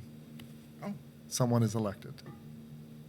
And if there is a tie vote, there's a state law procedure to break the tie.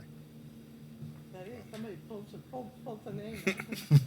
okay. I think it happened in Ingham County one time. Okay. Commissioner Washington.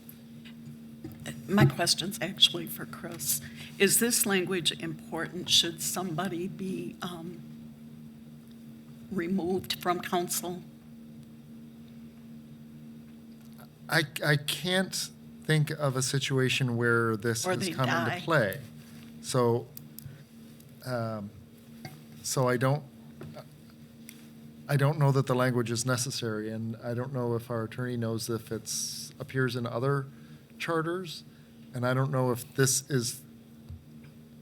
sentence is part of the reason of the interpretation that boards and commissions continue until someone else is elected, but I can tell you there are township clerks across the state positions that have had no one file for office.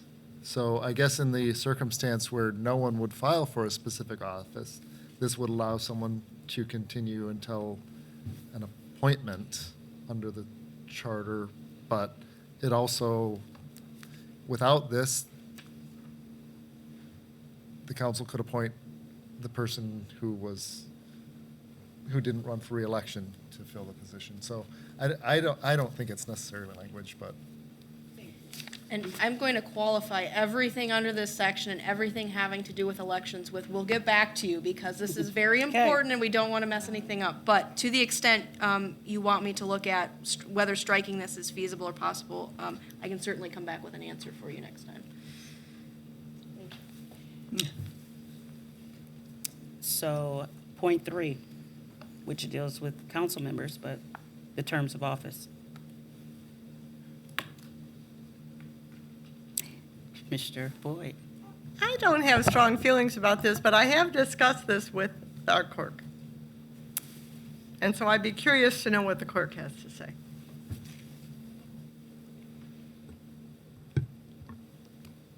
I think every member of every county commission in the state is up for election at the same time. Every member of every township board is up for election at the same time.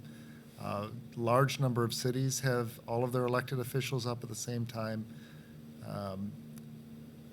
And as I pointed out last time with regards to the fact that the wards are on a different cycle, we do end up with circumstances where certain voters, when we reapportion the wards, can go for, some voters might get to vote for a ward council member twice in a row, and some might go 2 city elections without voting for a ward council member. So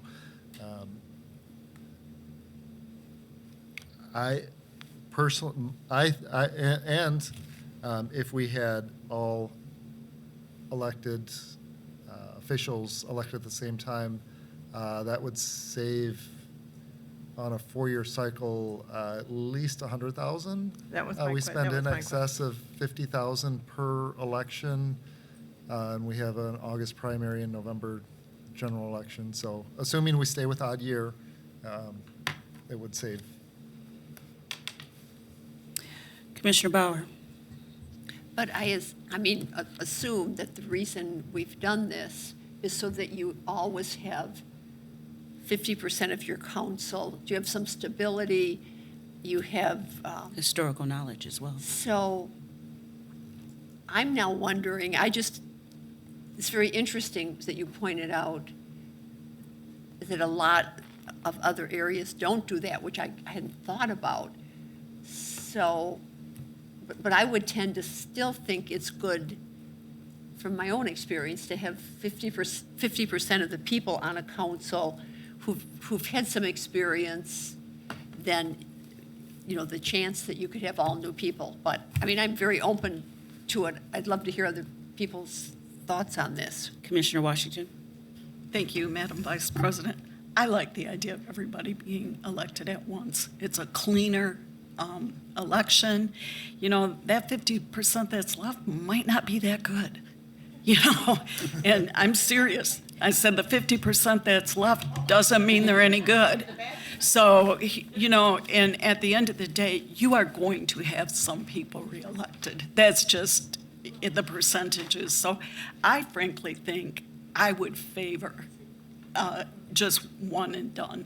And because you always had that off election where not that many people vote because there's no presidential, no governor, no anything, and that many people just don't show up. And when you're being elected by only 11% of the population, that just shows they're not showing up because there's nothing else on the ballot worth voting for.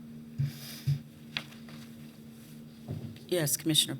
I guess I would just like to say that I think one of our responsibilities, I consider one of my responsibilities as commissioner, is to look at how should we make changes in this charter that will reduce our expenses as a city. And I think that's something that we have to keep in the back of our mind, and I think this is one area where we could make a change, and it would save the city dollars.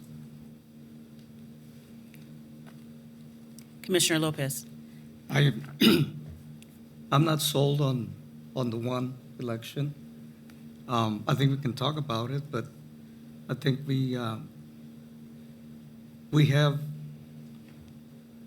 if we have a staggered elections, I think well, I guess those that want to do it, those that don't, but would have a better chance to know the candidates on a staggered terms than all at once. It becomes such a big, you know, a lot of information, and who knows who knows what. I think what Commissioner Bauer said, you know, and I agree with you too. 50% will stay and keep some stability, but some of that 50% may not be the ones we want. But on the other hand, we always can bring new people in if the voters agree to change. So all at once, I see states like Texas, they elect everybody, I think, all at once, all the House of Representatives. So is Michigan, right? Mhm. So, well, it hasn't worked that well either, so, because, you know, term limits. But, so there's other considerations. I don't know, I wasn't thinking so much about saving money. I was thinking about making it better for the electorate. Mhm. So I don't know that money and better for the electorate, you know, equals the same. But, so I'm thinking about it. Commissioner Washington. I totally Just- understand what you're You know, saying. my thing is how to make this charter better for the community Right. Mhm. going forward. Mm-hmm. Not get stuck in old thinking in a way. But moving forward, what's better for the community? I just want to add this to the discussion, Commissioner Lopez, is that regardless of how many wards we go to, or if we have wards and at-large, whatever it is we finally decide on, people are not going to, we have to go 7 or 9. We have to break that deadlock. But people aren't going to be focused on all 7 or all 9. They're going to be looking at their ward. And so I don't think that's going to be as big a problem as what we might think it could be. Guess it's glasses half full or half empty, I don't know. Commissioner Dow. I would suggest having this kind of just being brought to us now. It's a good opportunity to walk away, think about it, and come back and discuss. Absolutely. I agree. All in agreement? Okay, great. 2-102, qualifications for elected office. Any questions or concerns? Yes. Give your mic on.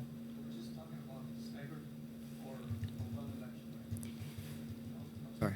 Yeah, Yes. We're going to come back to that. yeah, we'll come back to that as far as how many, okay. Yes.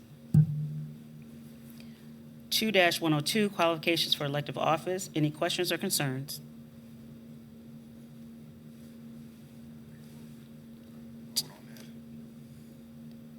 We're doing it by chat. We're doing by chapter. 2-103, oh, sorry, Commissioner Washington.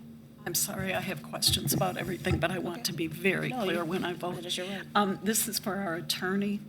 When it says here, shall have been a resident of the city for 1 year prior to taking office, is that state law?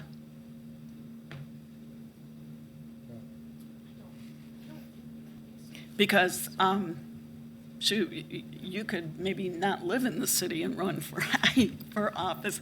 I'm guessing, I'm wondering if there's a way we can put in there, this is just, I've just been thinking about this, where a time period that you have to be a resident of the city before you file. Do you understand what I'm saying? I believe Detroit has that. I- And I believe it's the been current litigated. mayor, I Yes. believe the current mayor of Detroit did not meet that qualification when he filed and ran as a write-in and won. Yeah. So I think it's legal. I think it's possible to do that. I just think it And would do congr- away, and- and have a lot to do with not having carpetbaggers run. And I think it's something to consider. I think it's true of congressional candidates. I don't Right. think they have to live in the district. If they get elected, they can move. Congressman James down in the 10th did that. And I think it was the case down in Georgia. I personally have no trouble with the 1 year requirement, but I'm also open to hearing what others have to say. That will be marked. So the filing deadline is, I think, the end of April.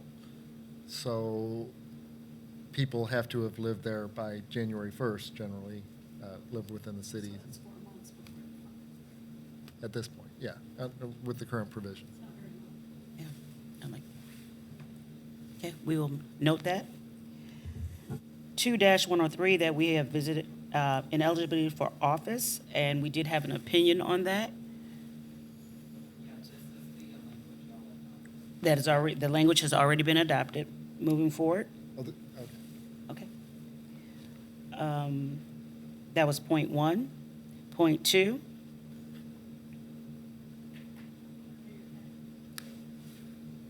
We do want you to pay your taxes. Yes, Commissioner. I'm sorry. We had, this for the attorney. And you know what I'm going to talk about. We had a council person that ran and won and was in default of their property tax. And this person hustled to get it paid before she got sworn in. And that just left a really bad taste in my mouth and everybody else's. And I'm wondering if that shouldn't be a requirement to file. I believe in the language that the clerk provided us as candidates, it was that they cannot be in default with the city when they take office. That was the language swearing in. So, yes, Commissioner. We could make an amendment here that is in line with the Campaign Finance Act. You know, when you're going to run for office, you have to file an affidavit that you have paid all your bills, et cetera. And why couldn't we make that requirement in writing in this charter? So that you not only have to have your taxes paid, you have to file an affidavit that your taxes are paid when you file. And I would support that. Yes. We already have a similar affidavit, but it's more as what you all signed as well. But the affidavit states that at the time of taking office, because that's what the charter requires. And of course, the circumstance that Commissioner Washington was talking about was the circumstance that had the attorneys have us revise that. So there is an affidavit that is filed that could be, that would have to be modified, but could be modified, so there could be that. And maybe this is a question for the attorney, would we would that then give the clerk's office the authority to make that check when they file? And then another point, you may want to make it both. Yeah. Because if you're paid up in April, are you paid up in December when you take office? Are there other things that have come outstanding? I think you make a very good point, but I also think, hear me out, I could see a situation where, I'll use myself as an example. I run for office, I haven't paid my property taxes, I can't come up with the money just before my swearing in, and so I get sworn in, and I haven't paid my property taxes. So then, who gets to be the new council person? Not me, because I haven't paid I haven't paid. I think somewhere, and I'm not sure where it is, maybe our legal counsel can advise us, there should be the affidavit that we sign, or that any elected official signs, should be modified to include that their taxes are paid, whether it is by the date that they're sworn in or by the date they file. I'm open to hearing what others have to say. And if I can, just to throw a little more smoke in the room or salt on the, I don't know what the correct metaphor is. Property taxes aren't always the best example, because if you owe property taxes on February 28th, on March 1st, you are no longer in default to the city because the county pays you back and you now owe the money to the county. So we have had ongoing discussions about that whole situation where someone may be way behind. I mean, it's hard to get in default on your winter taxes because the day after they're actually due, you don't owe them to the city anymore. Right. It's beyond me. It sounds like a good question for Kristen. But they weren't in default at the time that they were elected. So, Just so I'm clear, you would like some guidance on the sort of legal requirements or law behind what default, can you have a situation where you require candidates to file an affidavit saying that they are not in default to the city for all kinds of how are we defining default and what does that mean? And I think that's often one of the issues, and this is a situation where it can be pretty broad. And I think, based on what I've heard with some of the prior comments, I think the concern is maybe two attorneys perhaps came to different conclusions, was what I gathered. Well, that may happen. That's that happens sometimes, is different attorneys can read things differently. So to the extent you want to provide more guidance about what that means, now's your time. So not only, when does this criteria take place, but what does it mean to be in default? I mean, we're talking parking tickets, are we talking income tax, There is a standing city attorney opinion on this, and it is very broad on what is default, and it's not even necessarily financial. So I think it might be beneficial to more clearly define it in the charter rather than relying on a city attorney opinion from the 70s, I believe. Commissioner Washington. Thank you. Once again, I'm looking over there. Thank you, Madam Vice President.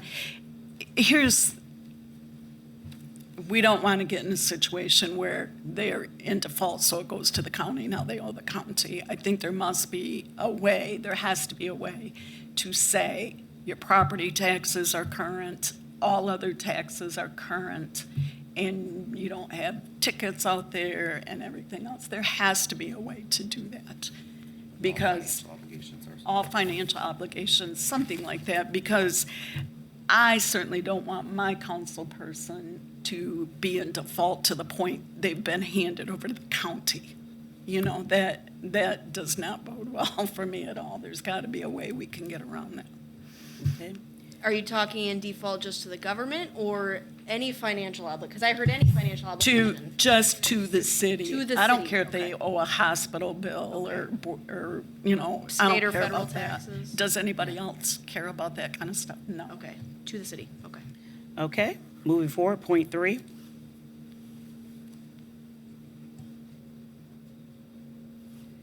Any concerns, questions?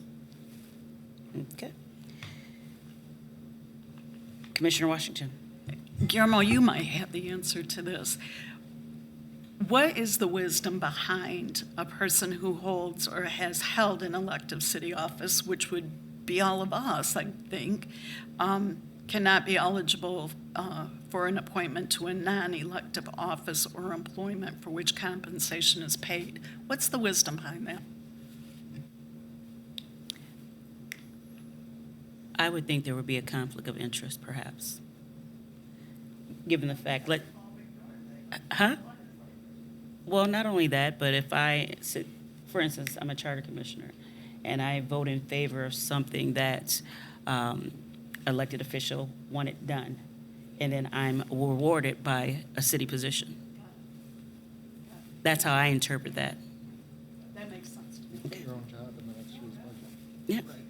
Yeah. Okay. That's common language in other, you know, other elected offices, yeah. Yeah. That makes sense. Okay. 2-104, compensation of officers. Point 1, any questions or concerns? Point 2.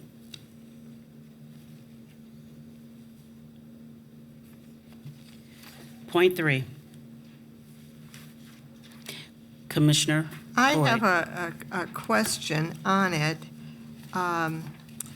As I read this, the city may by ordinance at any time after any procedure for determining compensation or any officers or employees. My question to you before I ask about this is, what does this mean? Does this mean that the city council can override what the Officers Compensation Commission has recommended? And if so, I don't think they should be able to do that. Thank you. I think we'll need clarity on that point. Commissioner Washington. Thank you. By ordinance, at any time after procedure, that the council can change it. I actually tried to put forth a ordinance where we did not take the recommended raise that they were recommending for us, because it was during a time when the recession, when so many people had lost their jobs and they weren't getting raises, and I thought it was unconscionable for us as council members to take one. So that's an example of where it could be. Or maybe at some point, Commissioner Boyd, perhaps at some point they want a flat, which I wouldn't be opposed to, but I'm not on the compensation board, a flat rate and then a per diem for every meeting you attend. Yes, Commissioner Lopez. Yeah, I was thinking, how could we just say in the charter that there shall be a compensation commission to determine blah, blah, blah. Now, city council doesn't have to take it, you know, so that could happen either way. I'm sorry? If it says shall, then they have to. I'm saying shall, or whatever. But this, in terms of the council overriding, you know, ordinance to keep that ordinance, why can't it just be a charter charter position? Clerk Swope. Just to, the Home Rule Cities Act provides for the ability to have unelected officers compensation commission. So that's what this kind of clause into.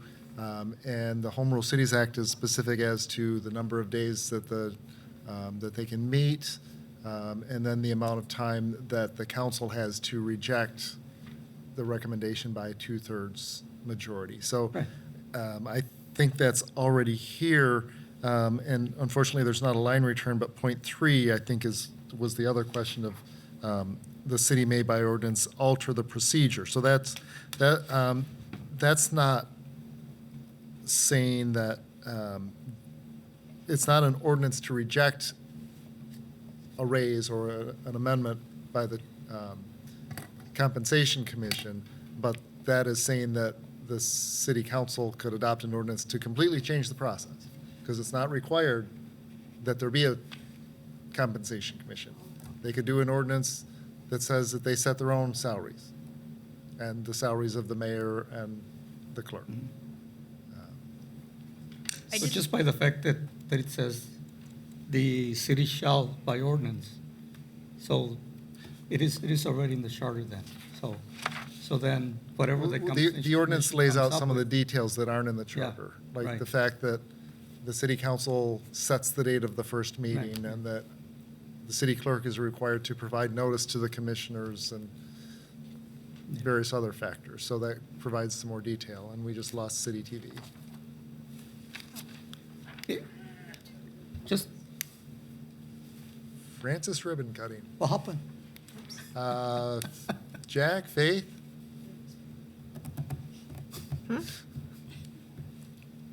It was an autopilot. Jack back there. I'm just assuming Jack? he's fixing it. Okay, We'll message him. thank you. Oh, I see. I think it is, yeah. Prettier than us, Oh, there's, Move to adjourn. seriously. All right, let's keep going. This meeting is going long.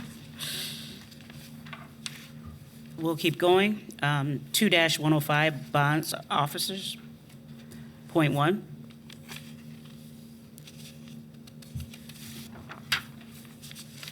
Point 2.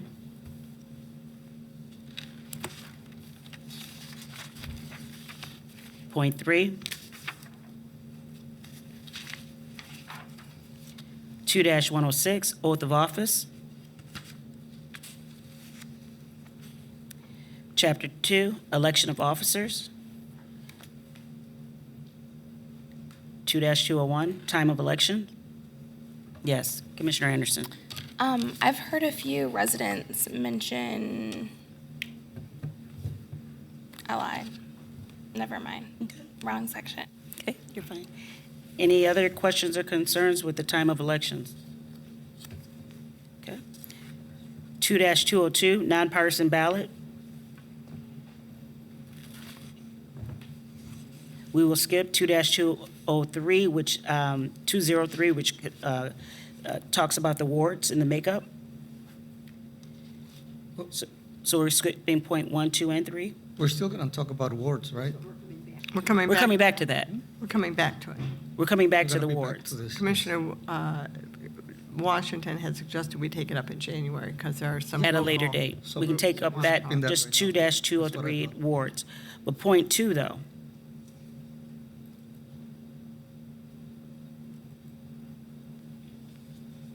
Point 3.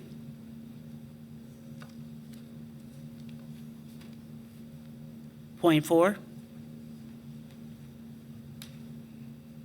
2-204, method of nomination.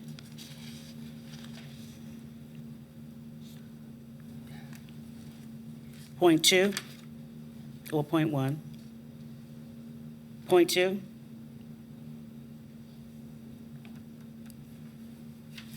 Madam President, yes. on number 2, was there a suggestion somewhere that the fees should go up? I did hear that And I don't recommendation. know, Point I'm 4. not suggesting it, I'm just saying that there was discussion about that. Point 4, I think the mayor 400? recommended it. No, it's in number 4. It's, Number 4. so, yeah. What he's referring to, we were doing 2-204, method of nomination, and then point 2, what he's referring to is nominee petitions and the fee going up from $100, no more than $150. Am I correct? No, that's wrong. That has to do with. Oh, that's what I'm He's talking at a about. different point. That's, okay, you're The correct. amount of money is in point 4. Okay, so we're dealing with point 2 right now. Correct. Yeah, the signatures, that's what I was referring to. I think you jumped ahead a little bit. Is there any concerns about the number of signatures, Commissioner Anderson? Yeah, I think I brought this up You did. when we were reading it originally. I don't understand why there's a cap on the number of signatures, and I know, Chris, you mentioned that, like, we just don't want a ton of signatures. I think that, to me, it's okay for like you guys to communicate that that's not needed. I just don't think it's needed in the charter. A point of election law is that someone can only sign the number of petitions for the number of people to be elected. So I think part of the reason for the cap is to stop someone from blocking other people out by collecting a bunch of signatures and turning them in. Okay.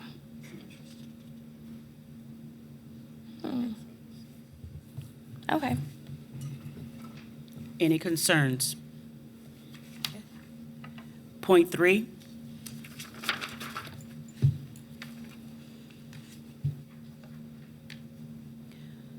Point 4, Commissioner Lopez. Oh, number 4. I still have my hand up. Yeah. Yay. Well, you brought it up. Yeah, there was discussion that suggesting that we should up the filing fee from $100 to $400 or 500. $500. I'm not suggesting we do. I'm just bringing it up for discussion and see what this group would suggest. Commissioner Bauer. terms of the Rose Garden here. So I guess, I mean, I realize anybody could get signatures, but I would hate to increase this because it would perhaps discourage people via financial impediment to file for office if you had to have $400 or $500. So I think it's fine. I don't know, does anybody know the mayor's rationale for this? If I might say, it would, by raising the fee, it would ensure that people are serious about running. And let us use our own example, where we had 36 people running for this commission. 36 people. I mean, it was crazy. And it was hard for voters to know who to even vote for because there were 36 people. And I realize that there has been discussion about, the marginalized people and making sure that, our city council and offices are accessible to people. But it does also ensure that if you're serious about running, you'd come up with the $500. And I think that's the logic. Commissioner Washington. Thank you, Madam Vice President. I couldn't disagree more. This is the exact reason why I want 7 or 9 wards and no at-large, because what we are ending up with, and even as we increase the income of our elected officials, is we are becoming elitist. And I am against that 100%.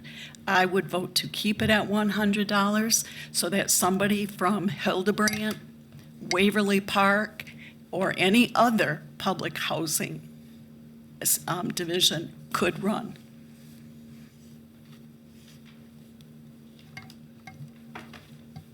Commissioner Anderson. Yeah, I would strongly disagree with that statement. I think the idea that if people really wanted it, they would just come up with the money it's really hard for me to swallow. There are people who are literally saying, I can't pay my electric bill. I can't come up with that money. They really want to keep their electricity on, though.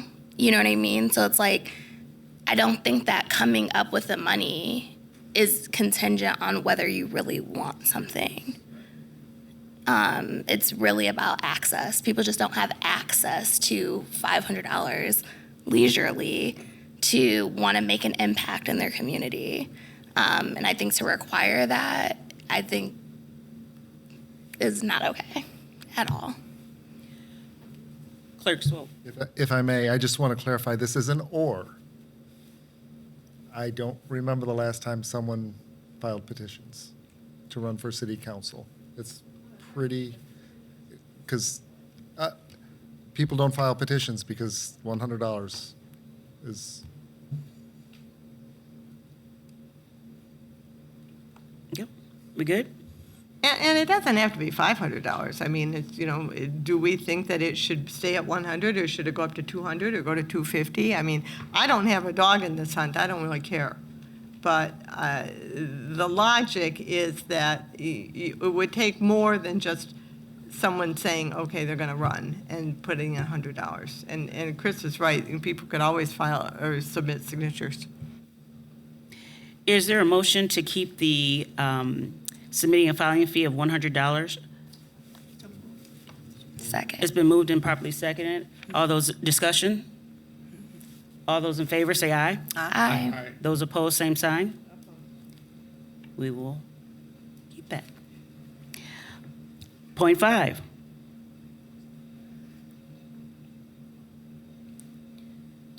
Point 6.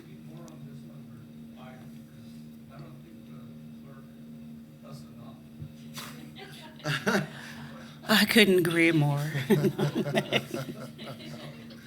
You did a great job. Right.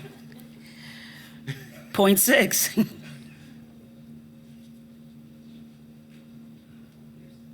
The affidavit.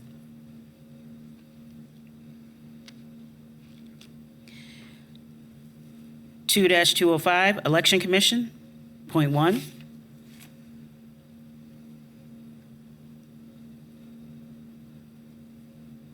Point 2.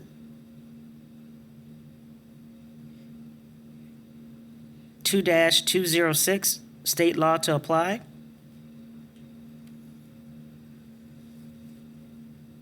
Chapter 3, vacancies. 2-301, absence from office.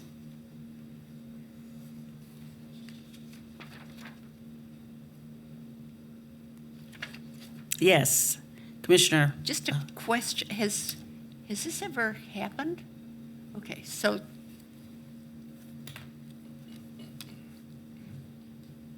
but has a person ever forfeited their office? Okay.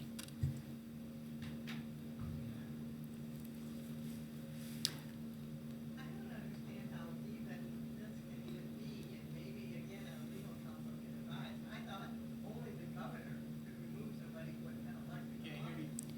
Microphone. Microphone.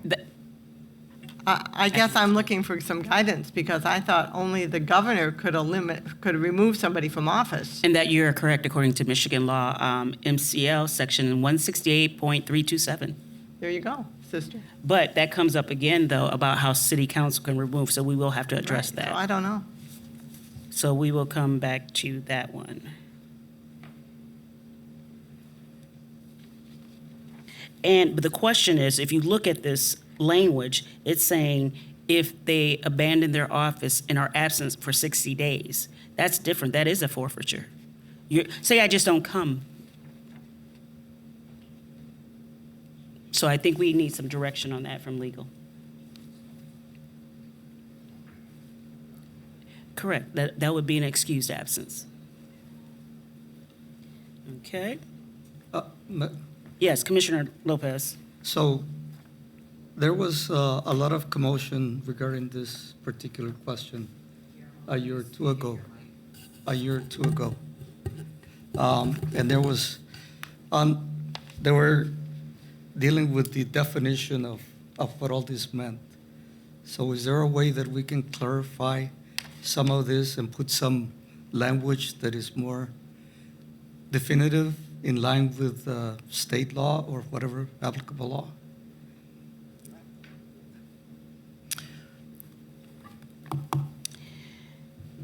Yes, Commissioner Washington. Thank you, Madam Vice President. I know who you're talking about, and Well, it was a case, and I'm just bringing it. So yeah, it's but relevant. the thing is it says here, violates a provision of this charter punishable by forfeiture. The situation was, it was racially charged inappropriate on back and forth with one of our community advocates who happened to be African American. And everybody requested that this person leave the position, the city council, the county commissioners, the NAACP, everybody, and he refused to leave. So I think that's something I would like to see cleaned up, clarified, because that just absolutely should not be. And if somebody's gone for 60 days, I would just really like to see this cleaned up. Yeah. So it does note, though, that there's a public hearing by city council. Now, for clarity, once that public hearing is determined and there's a decision made, is that when it goes to the governor for removal? So it wouldn't conflict? Yeah. Uh, Yes. No, if I just may say this, I only bring it as No, some it's- reason, but I think we need to clarify this for the future. Yes. Yes, Yes, So absolutely. that we know that we're putting some good legislation for council to not to have to hire an outside attorney. Okay? So that's why I brought it up, not in particular for anything, but there was an issue. And I think, I felt it was important to let everybody know what we were talking about so they could Sure. get a clearer picture. Sure. We're good. He finally left. He resigned when he was moving to Virginia, and he left on his own accord, but he refused to leave the office. The council never voted to out him though. They did do a resolution asking him to leave. Asking him to leave, but didn't Yep. like say. Correct. And I think maybe Attorney Rua could weigh in or research, while the Michigan election law does allow the governor to remove someone, I'm not sure that that precludes That needs to be cleaned up. the city charter from having grounds for the council to remove someone. So I think we just need some clarification on that as well. And so 2.2, point 3, that would probably need clarifying under that same request then, because that talks about how the city council can hold this hearing, but the mayor is not able, or he's not a part of that for review. 2-303, filling vacancies. Any questions or concerns?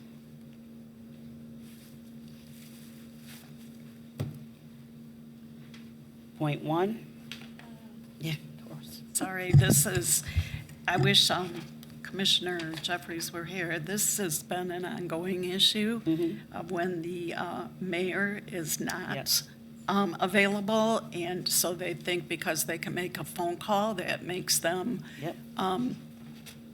fit for duty or able to handle anything, which I found not to be so. When they are out of the country, there's no way they can get back if anything happens. And so this is where we got into the deputy mayor position, which there is no place in the charter for a deputy mayor. And I think we really need to either take it out that the president of council is acting as mayor, or, but I've had a lot of angst with this because it's never been followed. Correct. I think you're looking at the next section, though. This is actual vacancies. You're talking temporary absences. Whenever a vacancy, oh, I see what you're talking about, okay.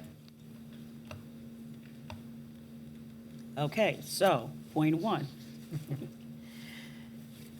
Point 2.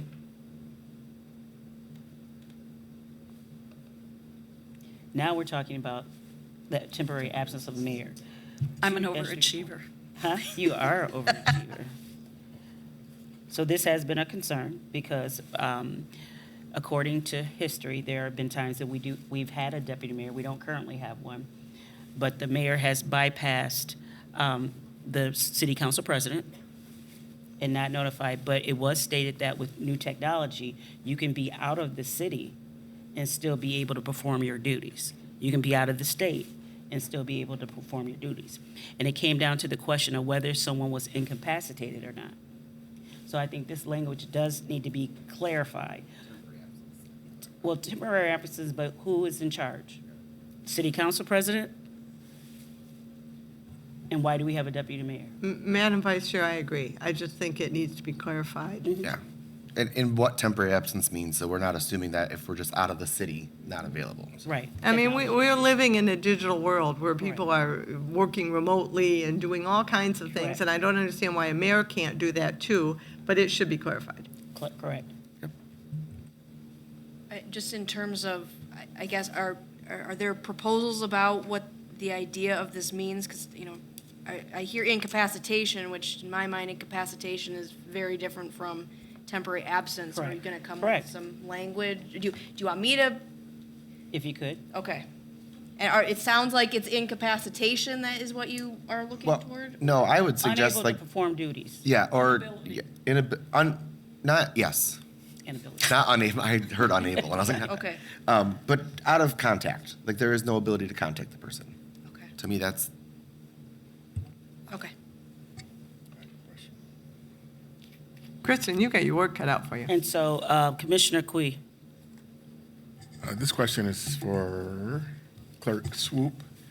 Currently, I think we do have an acting deputy mayor.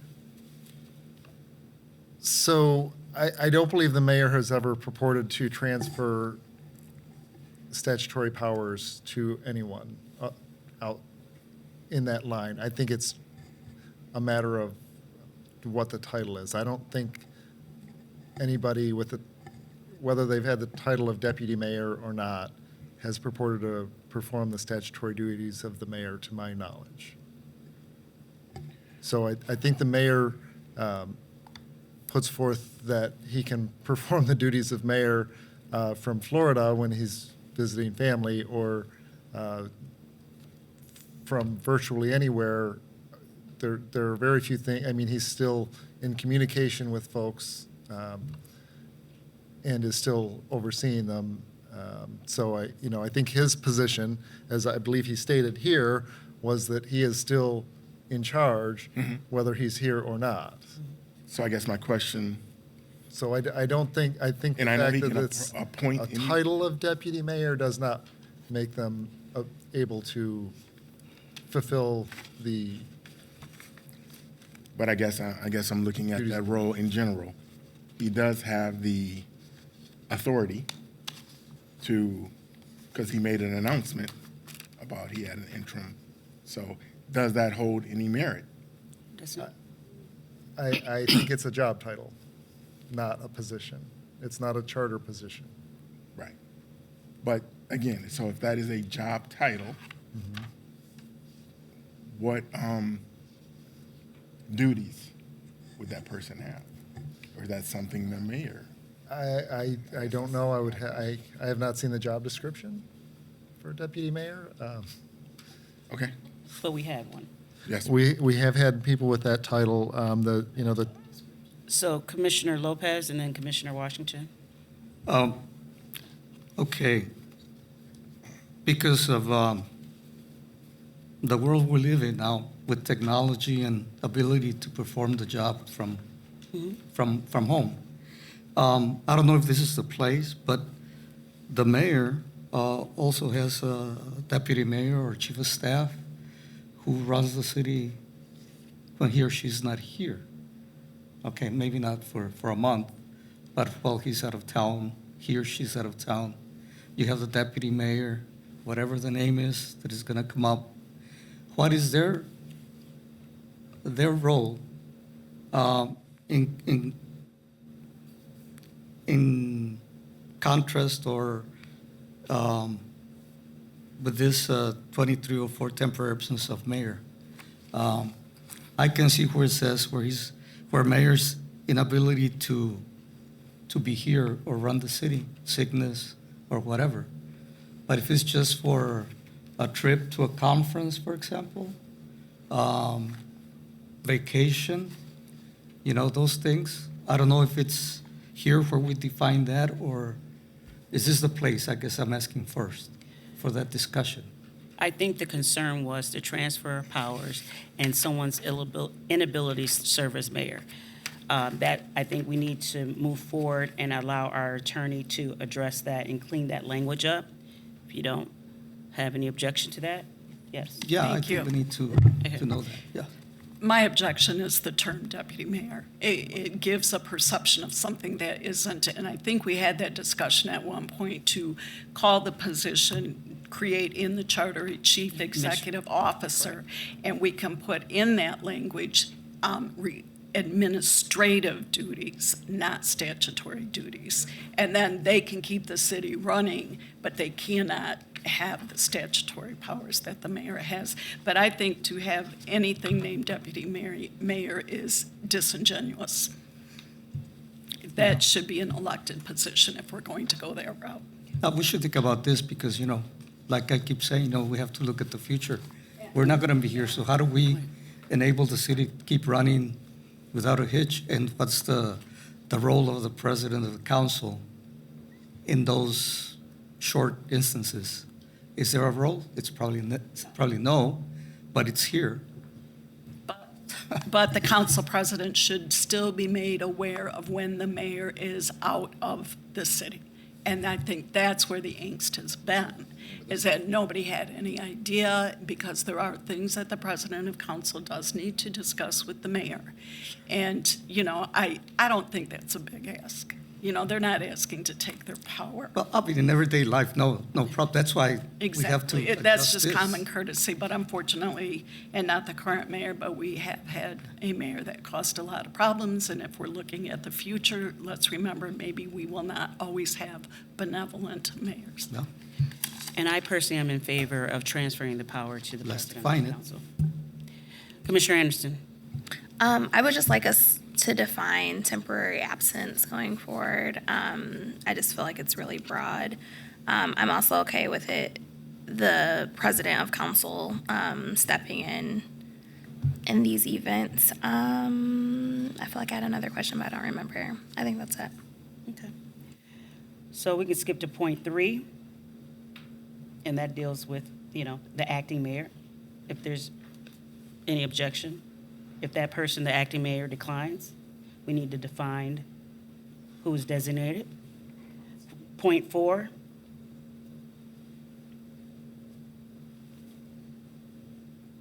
Point 5.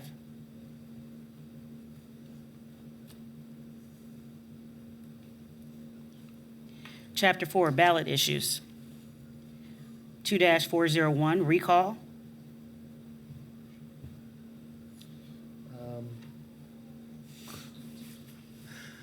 Sorry, I just realized state law does not create a vacancy anymore when there is a recall. State law has changed, and a recall election becomes an election the person subject to recall is automatically a candidate, and other people can file as well. So I think we need to I think we need to maybe just clean the language up just a little bit to comport with current state law, and maybe in case state law changes back, be a little bit broader. And our office is doing a review just to make sure there's nothing in here that's outdated as well, but that's something we'll definitely flag for looking at. 2-402, initiative and referendum.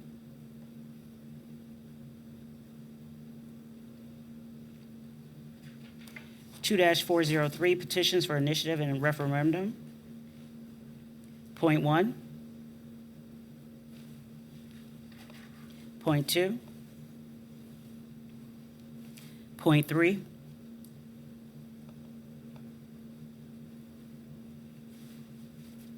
Point 4. Point 5. Point 6.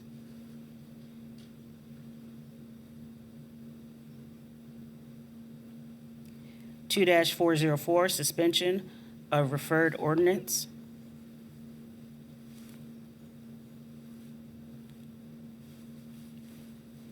Two 405, council action on petitions. We have point 1.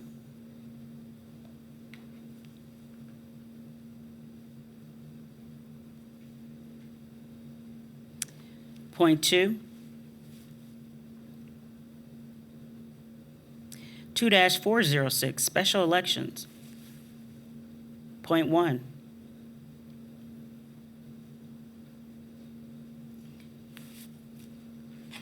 Clerk Swope?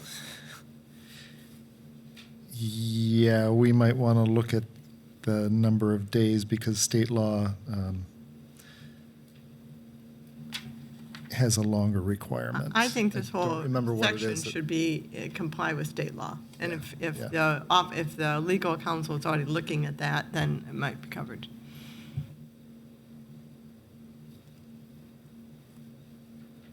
Okay, are we in agreement that the entire section So 2-406 shall be reviewed to comply with state law. 2-407, submission by council.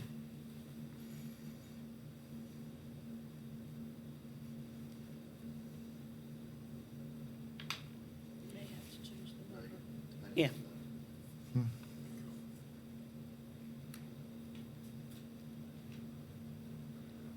Okay. For review. 2-408, determining result of election.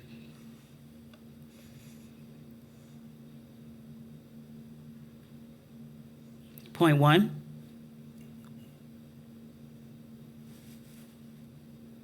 Point 2. 2-409, amendment, repeal, and reenactment. Point 1.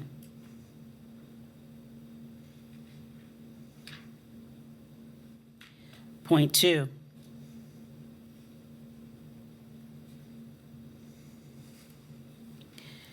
Two 410, charter revision question. Think we all have something to say about this? I do. I do. I'll wait till to go last. May I go first? Sure. I think it should be repealed. I don't think it's necessary. I think that the charter can be amended by the council if there's a need. I personally think what we're doing is a lovely exercise, but I think it's very costly, and I don't think it's important enough, to be honest. And I would strongly recommend that this be removed from the charter. Commissioner Washington. Again, I couldn't disagree more. This is the constitution of our city, and I don't think cost should even be a consideration. I certainly hope the founding fathers of our country did not consider cost. I think the constitution of our city is incredibly important, and I think the people should elect the people that look at this charter. My question is, I would never vote to have this repealed, ever. But my question is, does it have to be 12 years? Is that like? It does not. Okay. We make thank that you. decision. Personally, I feel with, Constitution is 1660. Madam President? yes, Commissioner Lopez. Some cities have a charter commission in place. Yes, you are And I'm correct. wondering if that's something that we should think about A standing charter to- commission to review to charter. review the charter. On an ongoing basis or regular basis, maybe every 3 months, maybe 6 months, whatever. But there is an established charter commission in You other are correct. cities. That would have to be decided, but that would be costly as well. But I think this whole process, how it was done, it had to be done this way, this time out, but I think we can establish a different way of doing it as well, which would be equitable for everyone, because you don't want to fall into the trap of, well, we're going to put these people on appoint them. We don't want to appoint them by council or by the mayor, so there's no favoritism or, yes, exactly. So any conflict of interest. So we're really going to have to come up with a way to position this where we either have a standing commission. I don't think a charter should be reviewed every 12 years with changing terminology and technology. But if we put a solid document in place right now, we may not have to address that too. So, but like I said, we're doing this for the future. So plan for the future. But there is no way a charter should go unrevised for 48 years. Yes, Commissioner Anderson. I'm just throwing this out as an option. I don't have a strong opinion either way at this moment, but maybe we can make it where we set a number of years. Maybe it's 20 years, and maybe it's not on the ballot. Maybe it's just automatic that like a charter commission should be established, and it should people should run for it still. And maybe it just happens automatically every 20 years or so, instead of having the actual revisions have to be on the ballot. So you're at 20 instead of 12. But then we have to create a fair process about Right. who's making those decisions. I think there should still be an election. Like people Okay. should still run to be a charter commissioner, but it shouldn't be on the ballot before that, if that makes sense. It's just, it automatically Yes. gets on the election for the Like, commissioner. it's, Oh, I see. it's time to review the charter, run to be a charter commissioner. Okay. Like, automatically, instead of it, we having to vote yes or no, do we want to even open the charter for revision? Point taken. So we'll review that and revisit, yes, I'm Madam- sorry. Thank you, Madam Vice Chair. If I can weigh in just to provide some context. The Home Rule Cities Act provides two ways Okay. for a city to elect a charter commission. One is by a 3/5 vote of council, which our charter required our city council to have that vote. The city council voted to put it on the ballot. The other way is an initiative. So the voters can select petitions, circulate petitions. That can be done at any time. That can be done any year, whenever. So this 12 years kind of creates a false timeline where the city, if this isn't there, the city council can still do this any year, and they can have a little bit more of a planned process. So, you know, how the people are appointed to the East Lansing Study Committee, you know, whether you like that or not, the city council could determine to create a study committee at any time.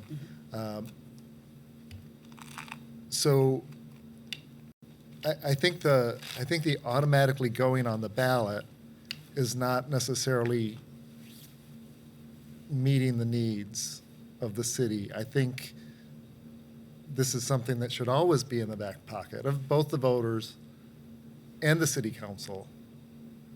And that's why obviously I don't have a vote. That's why I think it benefits the city to actually remove this provision, because this provision, people have read it to think, oh, we can only do it every 12 years. No, you can do it anytime. You can do it when there's an issue. You can also amend the charter, and this is for a general revision. You can also amend the charter in the same ways, by a 3/5 vote of city council. We've done that a dozen or so times. So this charter isn't 40 years old, was last amended in 2022. So really, it's only, you know, a couple years old in terms of the latest provision. And the voters have the same opportunity to do an amendment by initiative as well. So, you know, when this came up, we had I contacted the Michigan Municipal League. We're one of 6 cities in Michigan that have a provision like this.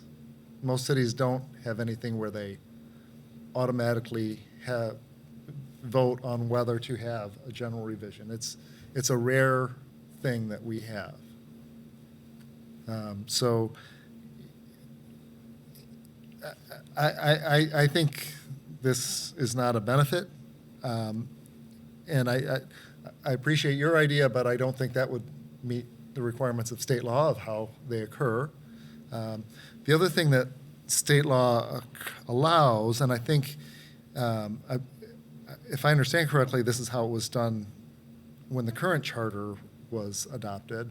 I think there was some kind of a study committee, and then the city council knew that they wanted there to be a charter commission, and the state law allows the election of the charter commission to occur concurrently with the election of whether or not to have a charter commission.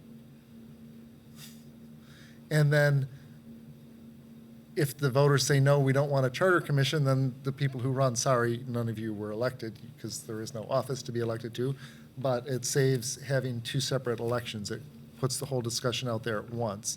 So I think that allows a city to have a more informed process. You know, you all were out on the campaign trail and you know what the voters told you, but I'm sure 9 of you heard 9 different things about what the voters wanted in the city charter. Right. And that was after so we don't know why the voters voted yes. Oh, we do. We know why We do. some of them voted yes. But they all, I had voters say, you know, I've had voters say they wanted to change this, change that. I had voters say, well, city council put it on there, they must have wanted us to pass it. So, those are my thoughts. Thank you. Commissioner, Boyd. Thank you for your thoughts, because I think they're very informative. yes, I do. I would say that if there is a change, there should be an effort made to, I like when you talked about the Charter Commission in 1978, how it was concurrent, both the voters voted on whether or not they wanted a charter and who the commissioners would be. You know, we all ran up against the problem of, we lost 6 months. We're only in place for 3 years, and 6 months passed Yes. before we could even meet because we didn't know who we were. So I think that needs to be addressed at a minimum. I agree. Commissioner Washington. Thank you, Madam Vice President. I think voting for the two at once is a good idea, because losing 6 months, frankly, angered me. And so I think it should be done at the same time. We shouldn't have lost that 6 months. And but I really want the people to be able to vote on whether or not to open this charter, because very few people know what the amendments are, know what's going on. And I think for a local government, it's good to review it in totality every now and again. Thank you. I would just add that Excuse me. they still don't know. Excuse me. They still No, don't know. no, I she raised did. my hand. I just wanted to acknowledge Commissioner Boyd, not Boyd, Commissioner Dowd.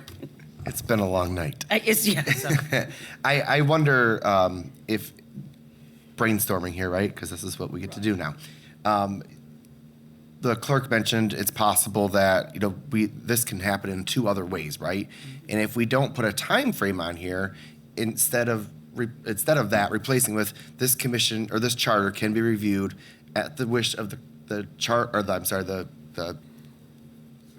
citizen. the council or the citizens by this. And we put in there how it can be opened up versus having to put a parameter that where it could go onto a ballot. Because we also came up to 6 months after the election when we were running, people had no idea what this even meant. And so the concurrent election I get, because that exposes the actual reason for the charter or what this thing is actually happening. But if we are able to put language about how this can be opened up versus a commitment of a year mark, but here's the ways that you can amend this, that might solve that problem, right? Commissioner Boyd. I also want to bring up the point that I think maybe the clerk made. When the charter happened in 78 and they had that dual vote, there had been a study committee that had worked for 2 years talking about the charter and what needed to happen and what didn't need to happen. And so there was a lot of information gathering. I mean, I didn't pay attention to it, to be honest with you, but there was a lot of information gathering. And somehow I think that needs to be addressed too, because as you say, Commissioner Dowd, I mean, people, when we were campaigning, people had no idea what we were talking about, none. But in 78, I think they did. Any further discussion? Oh, Commissioner Lopez. Go ahead. Thank you. Well, it's probably our fault that they don't know, because we must not be out there telling them what it's all about. But anyway, I just want to bring this out because we need to discuss that and see what it was, benefits and negatives of it. And of course, it would all depend on who's appointed to the Charter Commission review, like any other board. But I was just brought it up because there are some, very few, but there are some charter commissions that are appointed by the councils. And I don't know if you have any, our legal representative, I don't know if you have any data back at the office that would give us any kind of, if it's best practice or bad practice, I don't know. Attorneys aren't usually known for their data collection, just FYI. I don't, and I would question, in terms of the sitting charter commissions or standing charter commissions, are those in Michigan or not? Because, we still have to follow state law and the Home Rule Cities Act, so it's good to look at that and see if that's something we can put in or not, and I'm certainly willing to look at if you bring some kind of more standard ideas, will it fit into the Home Rule Cities Act for that? But it's MCL 117.18 is on revisions, so if you're looking at changes and what you might want to have done, take a look at that. But there's really kind of, if you get rid of the charter revision question section, that doesn't mean that charter revisions will never happen, because there's the two other provisions. This falls under the unless otherwise provided by the charter. So this is a third way that this can be revised. But at the end of the day, a revision's still going to have to be passed by the voters. So, this is certainly something you can look at changing, and would just, I suppose, need more guidance on types of things language you want to see. And it sounds like so far, maybe looking at some language about, if this is going to a vote, that both the question plus the people on the commission be done by election, if that's what you want. But then it sounds like maybe some appointed. So some of this is more of a policy thing that I'm putting homework on all of you. You guys need to do the policy homework, and we can do the legal homework in terms of what's legal and what's possible to advise you in terms of making those policy decisions. Yes, Commissioner Bauer.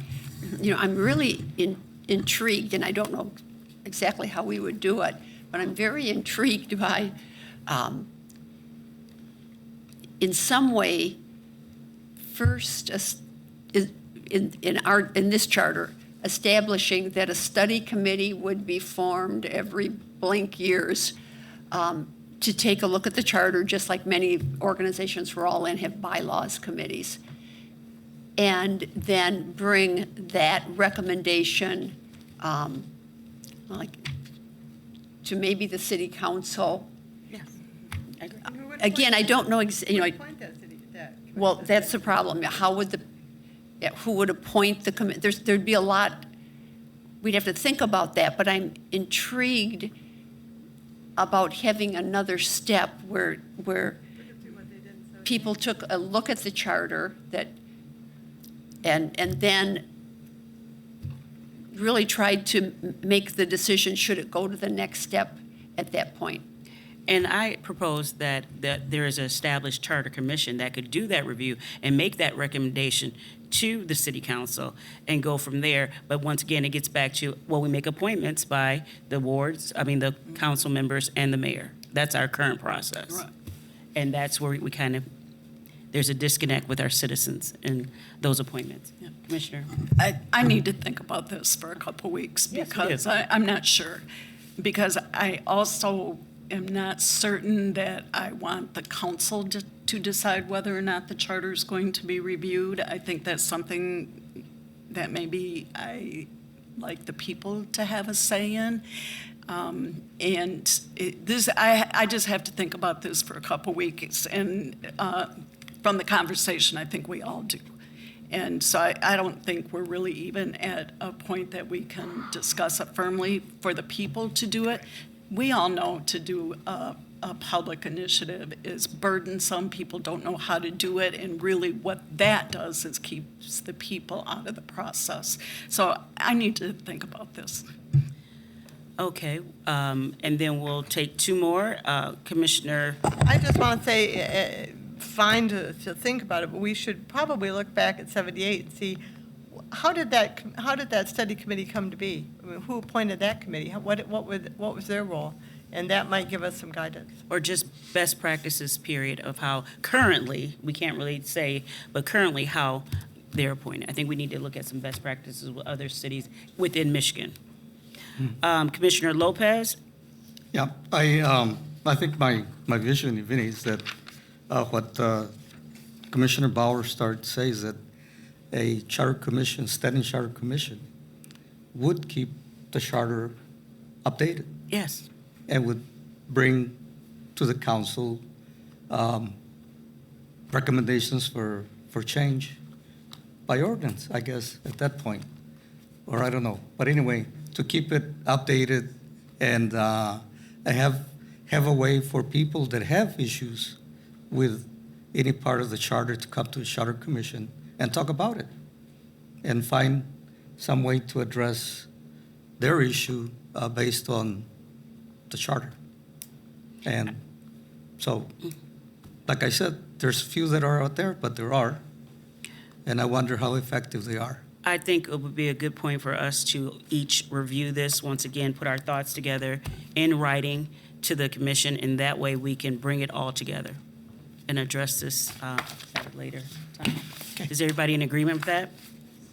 And because of that, the point 2 is the petitions for charter amendments. We've kind of covered that. And then is point 3 as well. So if there are no further questions or comments, we have completed Article 2. Thank you for the great input. Thank you for your work to our attorney. So we will be moving on now. Are there any commissioner, oh, sorry, of course, Commissioner. Public comment. It's still here. We didn't have anybody sign it. No one cited. We need to what? I think we have someone who, did you want to? Oh. We did it. Okay. Yeah. Public Al. comment? No, it's not public comment yet. No. Yes. Well, the comment was from Commissioner Coyle. We didn't technically take a vote on the we didn't have a problem with. I don't think there were any chapters you didn't have a problem with. Yeah, because we vote by chapter. We're not voting on individual points. Yeah, but we can't vote for an entire chapter because we have concerns within those chapters. See, you're confusing me. Okay, it's time for public comment. No, did you have a question? I'm sorry, Commissioner Anderson. Really quick, I'm so sorry. You're fine. For chapter 2, like 2-201, the time of the elections, is that referring to like elections being in November, or is that referring to the year that we have elections on? That's referring to August and November, correct? Okay. Yep. The year that we have elections on, that's in another part of the charter? Yes, and that was in, we were through that today. No, I think she's referring to whether you have the election in the odd number years. Yeah, that was here. I don't remember. We Oh, talked about no, it was, them being where staggered. was it? Yeah. Election, It's election of officers. So it'd be under, I don't think we addressed that.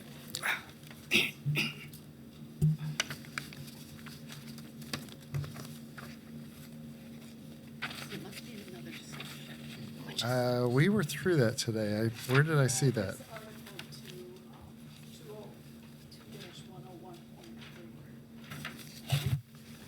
But it doesn't reference even years or odd years unless I'm misreading it. I'm just seeing like the staggering of voting for at-large and wards, but not what year we're actually voting on. Is that in another Okay, seems like I saw that. All right, we'll figure out where that is. Okay, Well, thank right. you. Sorry. I just wanted to make sure that we didn't miss it. Yes, appreciate that. Now it's time for public comment.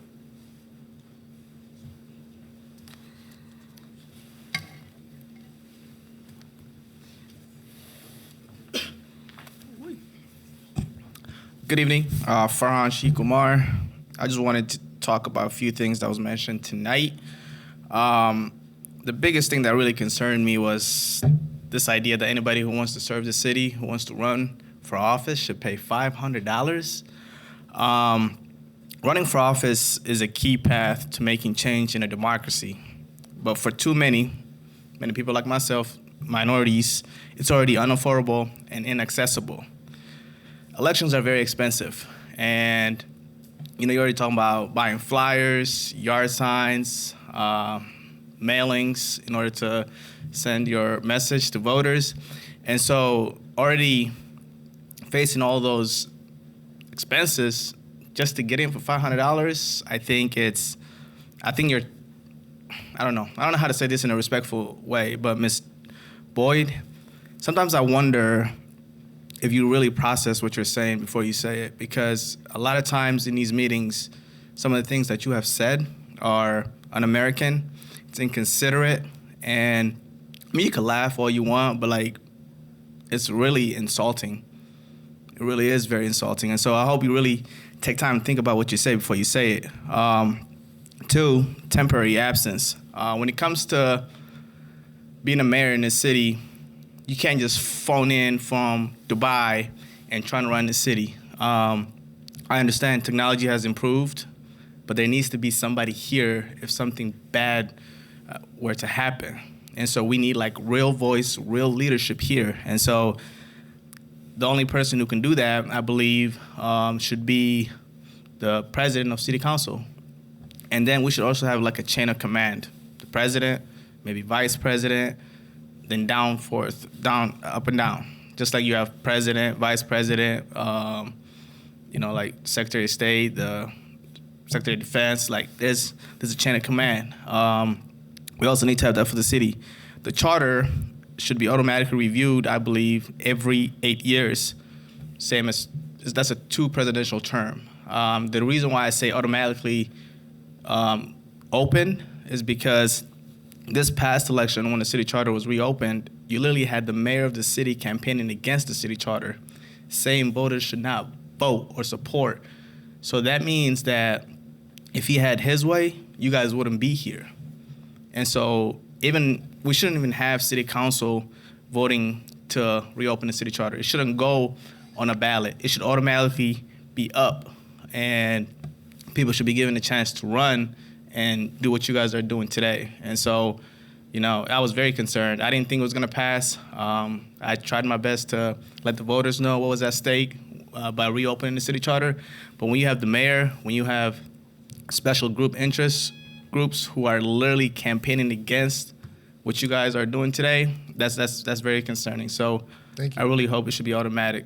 Thanks. Thanks, Thank Chris. you. And thank you, sir. And just to address your first concern, we did vote this evening to maintain the $100 fee. No, that's good. Yeah, I appreciate that. I think it should have been $50. It should have been lower, not higher, not the same or even higher. Thanks.